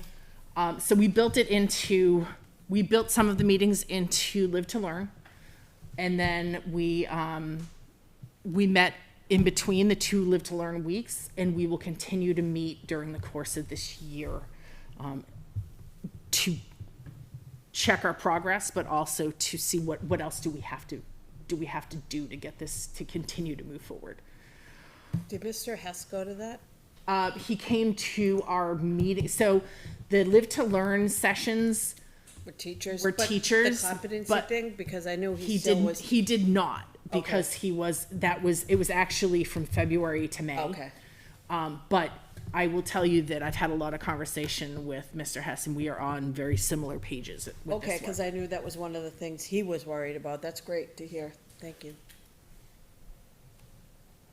So what did we accomplish? We created the vision statement, the why that you guys saw. We provided the 7 tenets. We started thinking about language changes, and if you look at the presentation that they gave to the staff on opening day, there are actually some, we need to stop using these terms and start using these terms. So they presented to the entire district. They have been actively recruiting new members to this committee, and they've committed to working all of this year. They have a math person on there?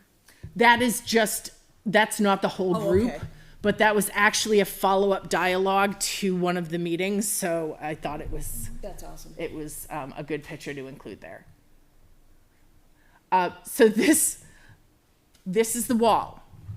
And I looked all day today trying to find this picture and stumbled upon it at the very end. I don't know how many of you know that Sean McDonough has a whiteboard painted wall in his classroom that he uses with his kids. And they were so proud of this. Like this was just the stream of consciousness of what is this and what are we doing and why is it important and what does it look like for us? And actually, when the governor was here, we brought him up to see this, and it was pretty cool to be able to say, like, this is our work in action, and this is what our teachers are committing to. So the other piece is, along with Live to Learn, we put out the option to have personalized PD plans. Not everybody can make it to Live to Learn, and I don't want to limit their ability to work in the summer and take the time to be able to capture that more open time to be able to help their professional growth. So they submit a form to me saying, this is what I want to do. This is how this is how many hours I think I need. I will make sure to have this is going to be my deliverable. This is the time frame I'm looking at. And then if all of that stuff is done, then we do compensate them for it. Again, we're telling our teachers to be personalizing their instruction and being flexible in their instruction, and we have to do the same thing with staff.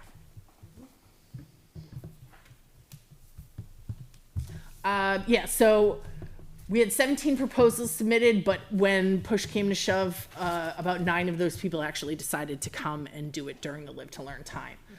We had some building-based committees that met. We had teams, I know the pre-K team met to really look at their curriculum and do some lesson planning because they had a new teacher coming in.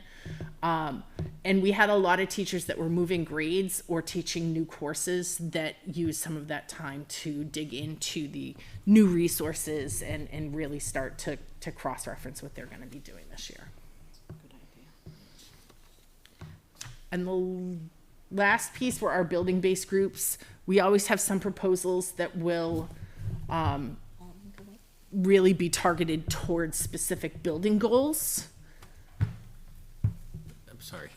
We're trying to streamline our agenda here, and we're doing it in the middle of your presentation. It's all right. I'm It's okay. listening. Thank you.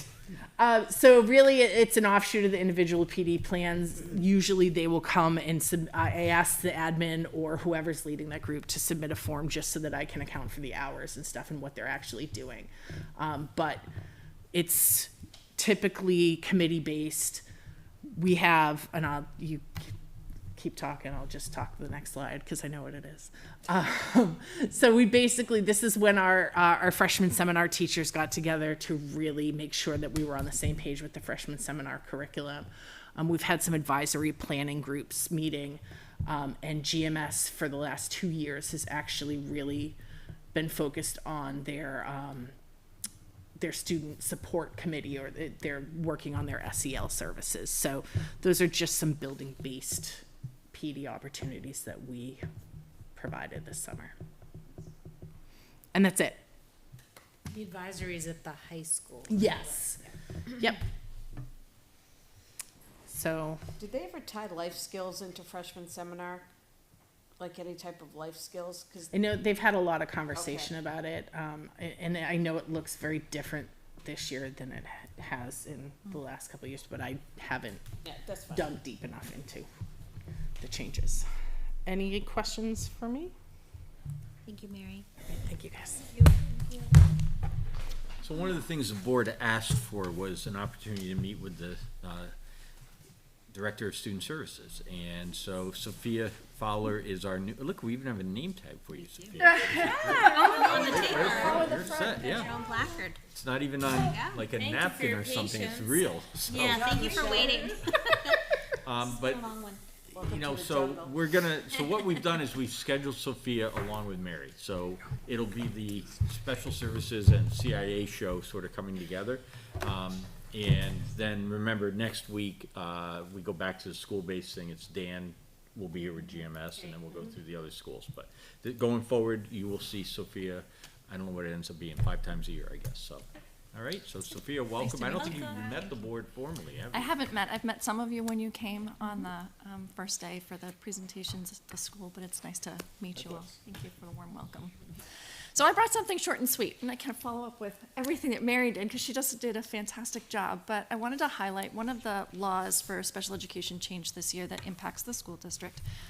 It's that the New Hampshire changed the law so that instead of reading that a child with a disability goes to the age of 21, they changed it to say 21 inclusive. What that means is it takes special education for a student until the age of 22. So this year it does impact school districts. What it means for our school district is that the state has afforded 1 year of a reimbursement of the cost of holding the students until their 22nd birthday, because the law went into effect so late. So we're looking at that reimbursement at the end of this school year, but moving forward, their expectation is that we would incorporate it into our budget. One of the fun things that I really like to highlight about our programs is that with the hiring of the new special education teacher at the high school this past year, that's affording us the opportunity to expand a program and actually create an 18 to 21 transition, or 18 to 22 transition program. Currently, it's a service that we contract out. And so we're hoping that at the end of that, once this is the year for building, making the connections for those community connections and building the program, that next year we'll be able to pull the program together and actually have it launched, so we won't have to have the contracted services anymore. Fantastic. Yeah, that's. So that's kind of in a nutshell. It's nice and short and sweet, because there's not a lot about it, but open to any questions if you guys had any questions. How many students would fall into that just gonna bracket? I can't divulge that. In a small school district, when you divulge the number of students that would fall into that range, a lot of times you can figure out who the students are. So unfortunately, I can't divulge that number. Fair enough. How are you finding Litchfield? I enjoy Litchfield, Do very you? much so. You find Absolutely. it hard doing 3 different schools? So I was doing 7 schools, and then incorporating at a district level 21 schools throughout the Manchester School District. I wasn't necessarily working in all 21 schools, but there were certain components of my job that had me in each of those schools. That was a little more streamlined than the document. That's kind of the end of it. Can But- I ask you a question that I see in many districts, including my own, lack of paraprofessionals? How are you treating that?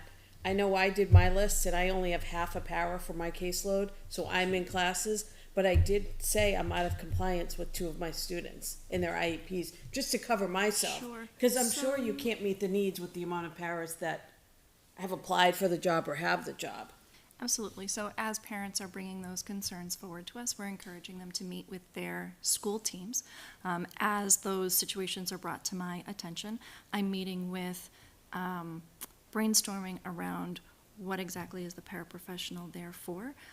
Is it a deficit of something that we need to be teaching? So does it need to be a goal within the IEP? A lot of those meetings are still upcoming. Haven't had the opportunity to meet with everybody yet, but it always starts with the IEP team first. Okay, good. So you're having the same, there aren't paras to hire. And we That is can't correct. make bodies to be with meet the IEP needs, which is sad, but we have to figure out a way. That's excellent. You're being proactive. Absolutely. That was my question. Thank you. You're welcome. Thank you. Other questions for Sophia? Oh, perfect. Thank you. Drive safely. Thank you. Thank you. All right. I feel bad she stayed so long to talk for just a little bit. We'll have lots of questions next time. All right, that brings us to committee reports. Let's see, budget committee? I will defer to Tara. Sorry, before, are we Trying gonna to do think. public comment, because we had Oh, you're said we right. would go back I to it missed at 8:45, That's right. but Mary was mid-presentation. She was. Is there any public comment? Janine? Not tonight, all right, thank you. We'll close public Just wanna make comment. sure, okay. All right, sorry, Andrew, go ahead. No, I was just saying I wasn't Oh, able to, Tara. to Tara attend the was last budget I'm committee meeting. trying to think. All right, come back to me on that. Sorry. I know there were Let me outstanding pull up my questions notes. which we addressed tonight. Yeah. Yes, right. We'll answer them formally tomorrow.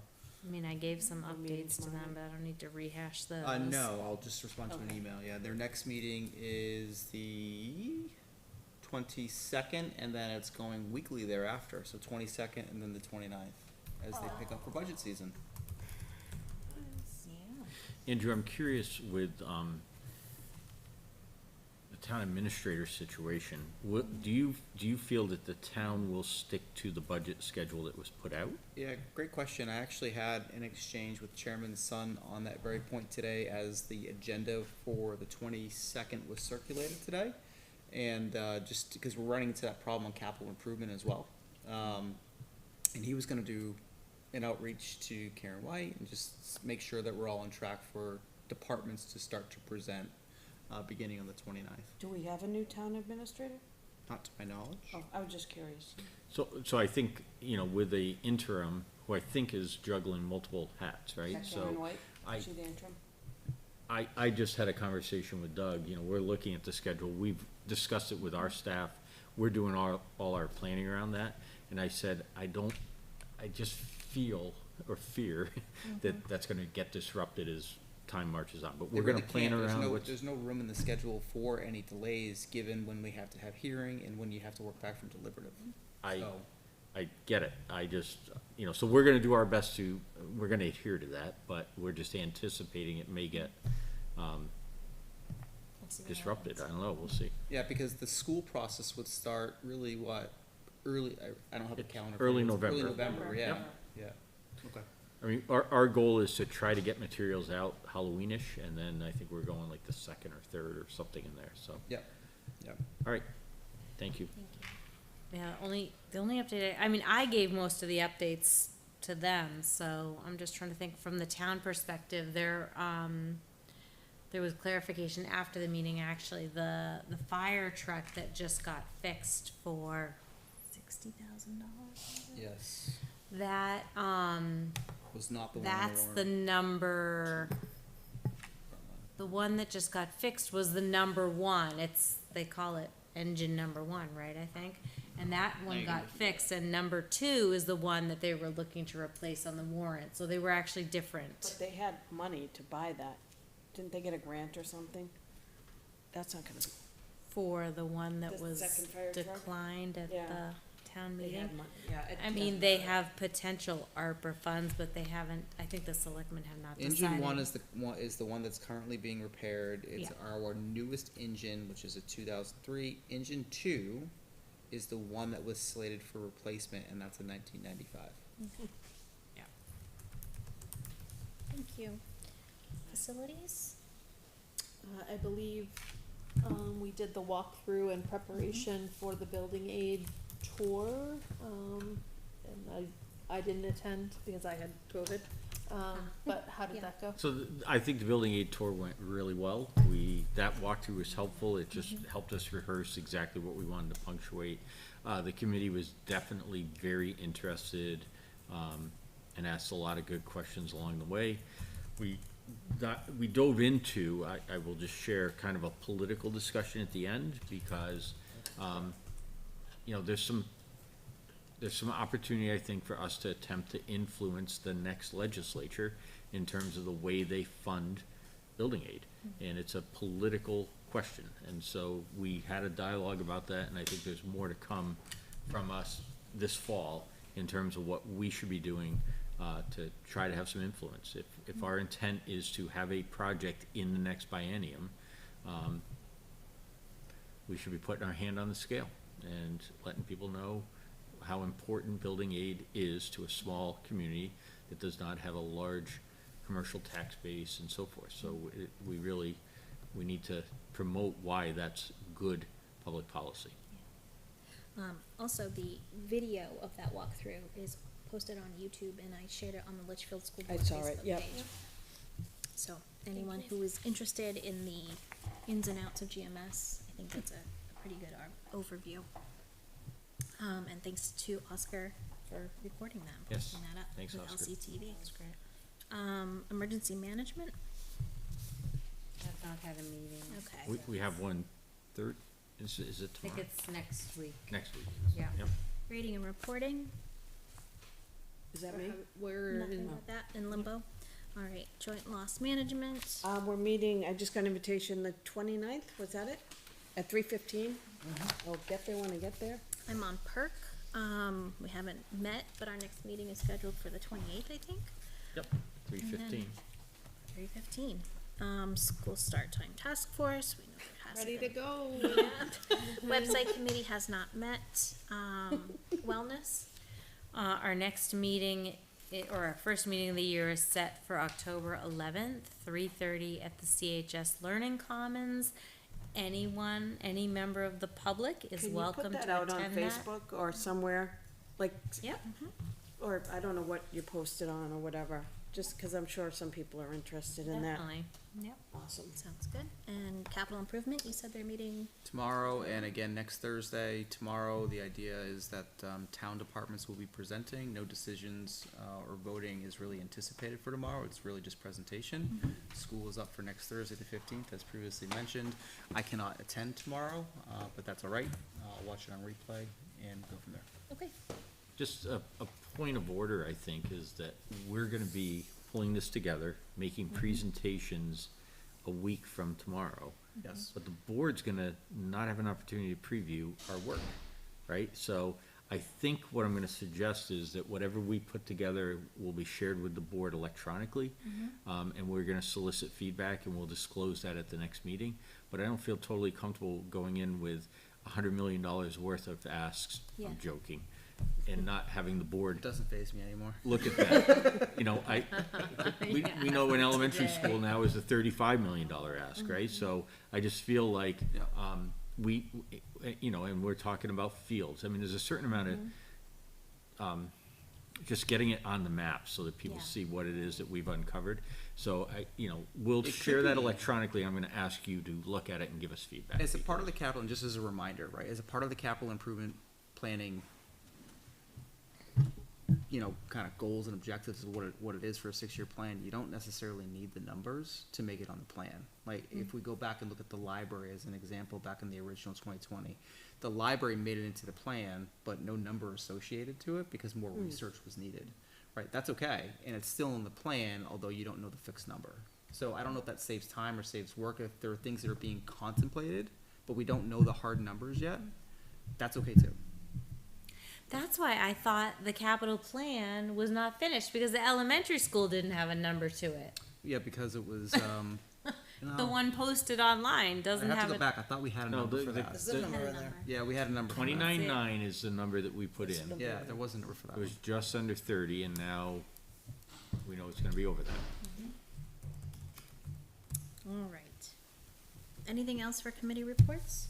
All good? Just a quick reminder, we are working on that communication grid, so I shared it with the board. The concept is that you'll be able to click on that, that's gonna be on our website. And anybody will be able to click and say, what do I wanna know about joint loss management, right? And then all that information will be available to the public. So we're really trying to streamline this, and we've got a process going on it, but it's a work in progress. We'll update the board when it's finalized. Thank you. Thank you. NHSBA Delegates Assembly, I just wanted to put this out there that the assembly, I didn't take, my computer died. So it is on, October 1st, First, thank you. and so we need, She can have that. there you go. So thanks. we need somebody to be the rep to attend. It's at 10 a.m. and the business, registration is at 10, the business meeting starts at 11. There's no cost to attend. It's at the Grapponi Center in Concord. Who went last year? I can't remember I who. did. Gina did. Yeah. So, So I've been twice or 3 times. I know Tara has been once. Basically, it's a meeting of representatives from just about every school district, every school board in New Hampshire. And you go and vote on resolutions for the NHSBA to adopt on our behalf. And that affects their testimony in testifying for or against, or, you know, in support of or opposed to different legislation that might be on the floor. And we discuss it all as a board and come up with our positions on it. Yeah, And so- it doesn't look like there are many that are being recommended by the No. NHSBA. No, I share there's- like only two. Yeah, there are definitely some continuing resolutions, and then those get adopted after, I think, 2 years. What day is it? Sorry. It's a Saturday. It's a Saturday at 11 a.m. First. October 1st. I'm away that weekend, I'm sorry. A wedding, something's going on. I could go if nobody else has interest, so. Okay, and then at a future meeting, we'll review the resolutions that are on the table and Yeah. decide whether or not we support them. At this moment, I'm free, but I need to check that with the boss. Okay. Okay, yeah, right. I just wanted to get it on Yeah. I know registration is kind of ongoing, I'm not sure Yeah. when it closes, but. Okay. Well, it's October 1st this year, right? And, Yeah, so it's in like So 3 weeks, next, so. at the next Yeah, meeting, you'll alright. have to vote on the resolutions, Okay, right? Okay, so sorry. we'll add that to Andrew or the me, maybe? 21st. yeah. And then And check I'm your looking at, calendars, or I am available. you but are available? What- You wanna I'll let you guys duke it out for who gets to go. You can tell me if you're available or not. So one of them will register, is that fine? Meeting Do we need to weekly, decide yeah. tonight? No. Meeting weekly. No, did you all get that email to register for the conference? I have Have it. the email, okay. Yeah. Yeah. All right. Great, and then we'll vote on these, can we circulate these? You tell me. Yeah, they're, They're in the email. Yeah. Okay, great. and they're also linked Yep. on the agenda. If you scroll down in, everything is there. Okay, my computer died, so. Oh, It's, okay. you got an email just to, well, the one that was forwarded from Tina It's your whole day too, by the way. is dated, It's not like a 2-hour thing. August 23rd. Okay, So if you look for the August 23rd email, that's what you want to reference. thank you. All right, next agenda, got it. All right, policies, first reading. Oh, we're only there? Already? All almost done. So the first one is the naming of facilities policy, and basically, we're bringing this forward with the conversation we had last time, which is, this was all about how to provide a name to a facility. We've inserted language toward the end about how to unname, because and it says, in the unlikely event that unsavory or embarrassing information about an individual is discovered, the school board will follow the specific approval process outlined in this policy to remove the name. So in other words, if it says to name it, you have to go through a public process, you go through a public process to unname it. But there's no provision in here about how to undo it. And we wanted to say, we should have a policy just in case. Yep. I don't think it's gonna happen, but just in case, button it up. Okay. All right, I'll make a motion to approve policy FF. FF as a first reading. Second. Further questions or comments? All in favor say aye. Aye. Opposed? Abstain? 500. All right, the next one is policy IKF on high school graduation. So a couple of things that we did to this is we inserted the diploma with extinction, listen to me. Don't extinct my The child. late night, with distinction, to be the and it is counted by semester. So we clarified that language in writing. And then we also made the other suggestions up above. I think we covered everything the board told us at the last meeting you wanted to see, and you asked us to bring it back for first read, so here it is. Tara, I'm seeing you commented just before the meeting, minutes before. That was a few days ago. No, I think you answered them. You added the elective, so I was Once not this sure about policy that. is approved, then we can fix Yeah. the All the program of others. studies. But, Val Nelson said that she was already telling students, you know, Is this what she's been following all along? Cause some seniors aren't gonna want a surprise if they're expecting to graduate with distinction. they shouldn't be surprised right now, cause she's letting them all know. They have been following this, Okay. this roots it in policy so Got that. it. Not Yep. just the handbook. Okay, I'll make a We'll motion. fix all the supporting documents that Okay. go along with it once this is approved. I'll make a motion to approve policy IKF. Second. Further discussion? All in favor say aye. Aye. Opposed? Abstain? 500. I'm sorry, who seconded that? Heidi. Okay, thank you. Katie did. The next is emergency care. So basically, we got a little bit of housekeeping. This is relative to our nurses providing care for staff, right? So we made the corrections to the job description, right? They said that they want to make sure that we have this as emergency care. They don't want to be the doctor for somebody who, they want to make sure that it's in an emergency situation. So what we're proposing is that this policy, EBBC and JLCE, so that covers staff and students, that's why it's in the two sections of the policy book, and that we insert emergency contact info for each staff member, and then that we state very clearly, in all circumstances, school personnel, and specifically the school nurse, shall provide immediate and adequate emergency care for students and school personnel who sustain injury or illness during school hours or during scheduled school activities. So we're just being really clear that it's, somebody gets hurt, somebody has a medical event, that our nurses provide that emergency care. So it's sort of a housekeeping insertion here. Tara, you made a comment, which I just saw. Yeah, I had a few things.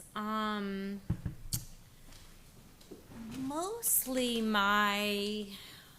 basically the problem I'm trying to solve is that I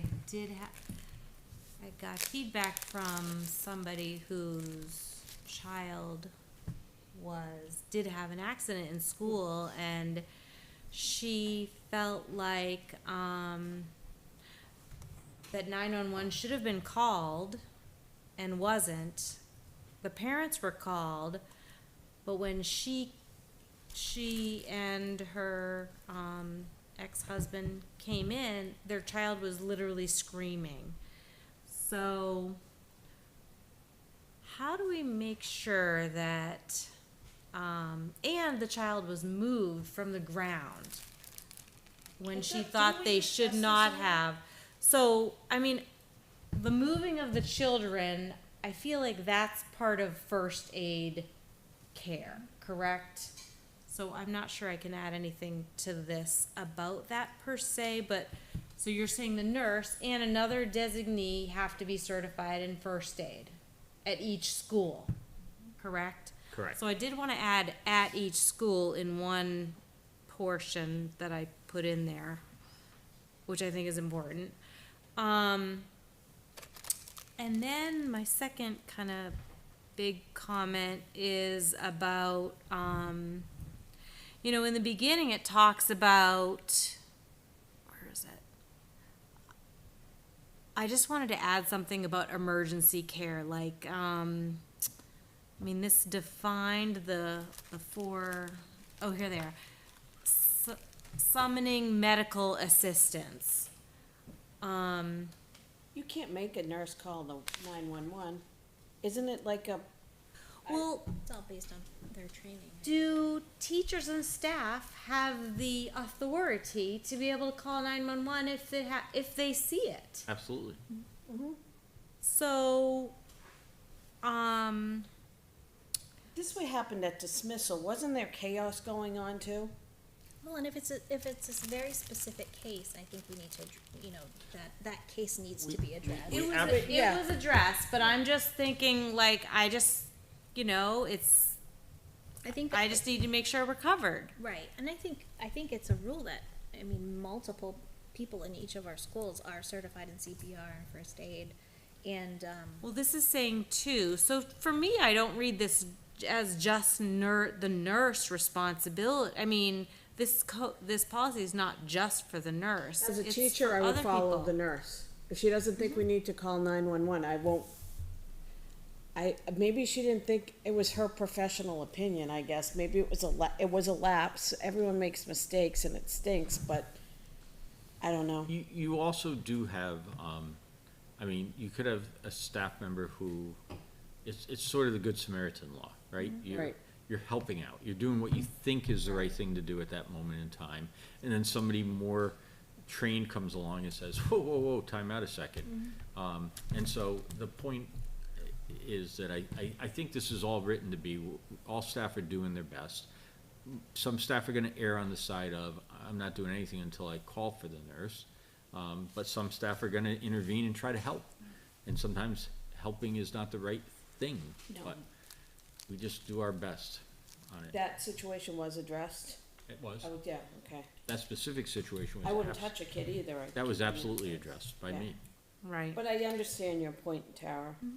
Like What is an emergency situation? I have a That's the headache, I thing. can't see straight, I can't go back to my class. So I looked at other towns' policies, and an emergency defined by them is, you know, a situation where a physician would be needed.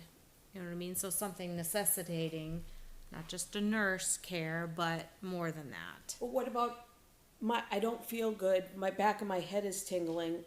They took my blood pressure, it was 220 over 180. They're like, we need to bring you to the hospital. What if I was turned away? That doesn't seem like an emergency, but when a 50-year-old woman has her blood pressure, I'm like Right. 3 clicks away from a stroke. I think we have to just trust The nurse, the yeah. nurses and their professional judgment, and you know, I think it's in everyone's best interest that if a staff member goes to a nurse with a health concern, that the nurse checks them, you know, is helpful and checks them out. What the nurses have Cares said for is, we know what an emergency is. We're trained in this. So their sense is that this is the right way to word it. And, you know, the legal term is straight out of the ed rule. So that is referenced because it's a direct copy and paste from the ed rule. But they won't give out an aspirin if you have a headache? No, I'm just curious, because They won't that's what? what I take it as. Right. They won't what? Give out an aspirin if you need, Advil if you need one. That's not an emergency, that's just They uncomfort. won't administer they won't say, oh, your head's tingling, here, I'm gonna suggest you take ibuprofen. What But if I said I want a Advil? They would provide you the opportunity to have Okay, that. then that's how I always ask. That's fair. So I would like to advocate for adding this: in the case of an emergency necessitating immediate action, call emergency service 911, notify the school nurse, building administrator, and parent or guardian. After that first sentence where it says, in the event a student is involved in a medical emergency on school grounds, parents and or legal guardians or a person designated by the parents or guardians in case of an emergency shall be notified as soon as possible by the nurse, school administrator, or his or her designee. You want all that added? Well, is that because there? it's different to me. In the first sentence, it's saying that, if there's a medical emergency, the parents are gonna be notified, okay? And they should be. Of course. But the second sentence really, I think, gives the power to not just the nurse, but whoever sees the emergency to necessitate immediate action if there's an emergency requiring. I would hope the administrator would be there 2 seconds after. They'll all have their walkie-talkies. But is this policy specific to health services and school nurses? Or is it No, just it's a blanket staff. policy? Yeah, and I'm looking at it, Tara, and maybe that sentence belongs in the opening paragraph. Because the opening one just says, school personnel must use reasonable judgment in handling injuries and emergencies. All personnel shall understand the proper steps. And, it could say something along the lines of, what you said, in the case of an emergency necessitating immediate action, call emergency services and notify the school nurse, building administrator. and But you know what? parent They wouldn't send Michael when Michael broke his femur at Pat's Peak as a freshman. They wouldn't send him in an ambulance. His leg was broken. They wouldn't even cut his pants until I Pat's gave Peak permission. At Pat's Peak, when he was a freshman, he broke his femur. Was that What? was Who that made the that school call? people or the Pat's Peak Ski Pat's Patrol? Peak people. It's not a school event. It was Kristen Adamakis and Stacy Linsky. You gonna get here soon? You on your way? The one time they go up by themselves? I'm just shocked. I would think Ski Patrol would just take over on that, but anyway. It's, Well, I I'm have to- I assuming have to this is a say- state policy. Yeah, I have to say, as someone who was trained and certified in first aid and CPR, if I saw somebody get hurt and I didn't administer it and I called 911 first and that person died, that death is on me. You've gotta do what you can do before you say, the hence first the- thing you say is, somebody call 911. Right. And while you're administering. right, So right. saying that the first thing you have to do is call 911 could put someone's life in jeopardy. I don't think that that's something you can make in a policy statement. Yeah, So I this just is- question if we're over engineering Yeah. this. This is I just the understand the first spirit reading. behind Yeah. it and the intentions. Yeah, I do too. This is just the first reading, so Right. we can put that amendment in and then, It's like anytime you call a doctor's office, the very first thing, if this is a medical emergency, please hang up and call Call 911. 911, right? It's just the, like, Right. common Yeah. disclosure of, Yeah. like, you are We in the also judgment have of that- deciding. You know what I mean? Like. We also have that in our emergency flip charts, right? The first aid thing, so that can, everybody has in their room. let's put the language in and then revisit it. We can approve it as a first reading and then if we decide otherwise, we can change it.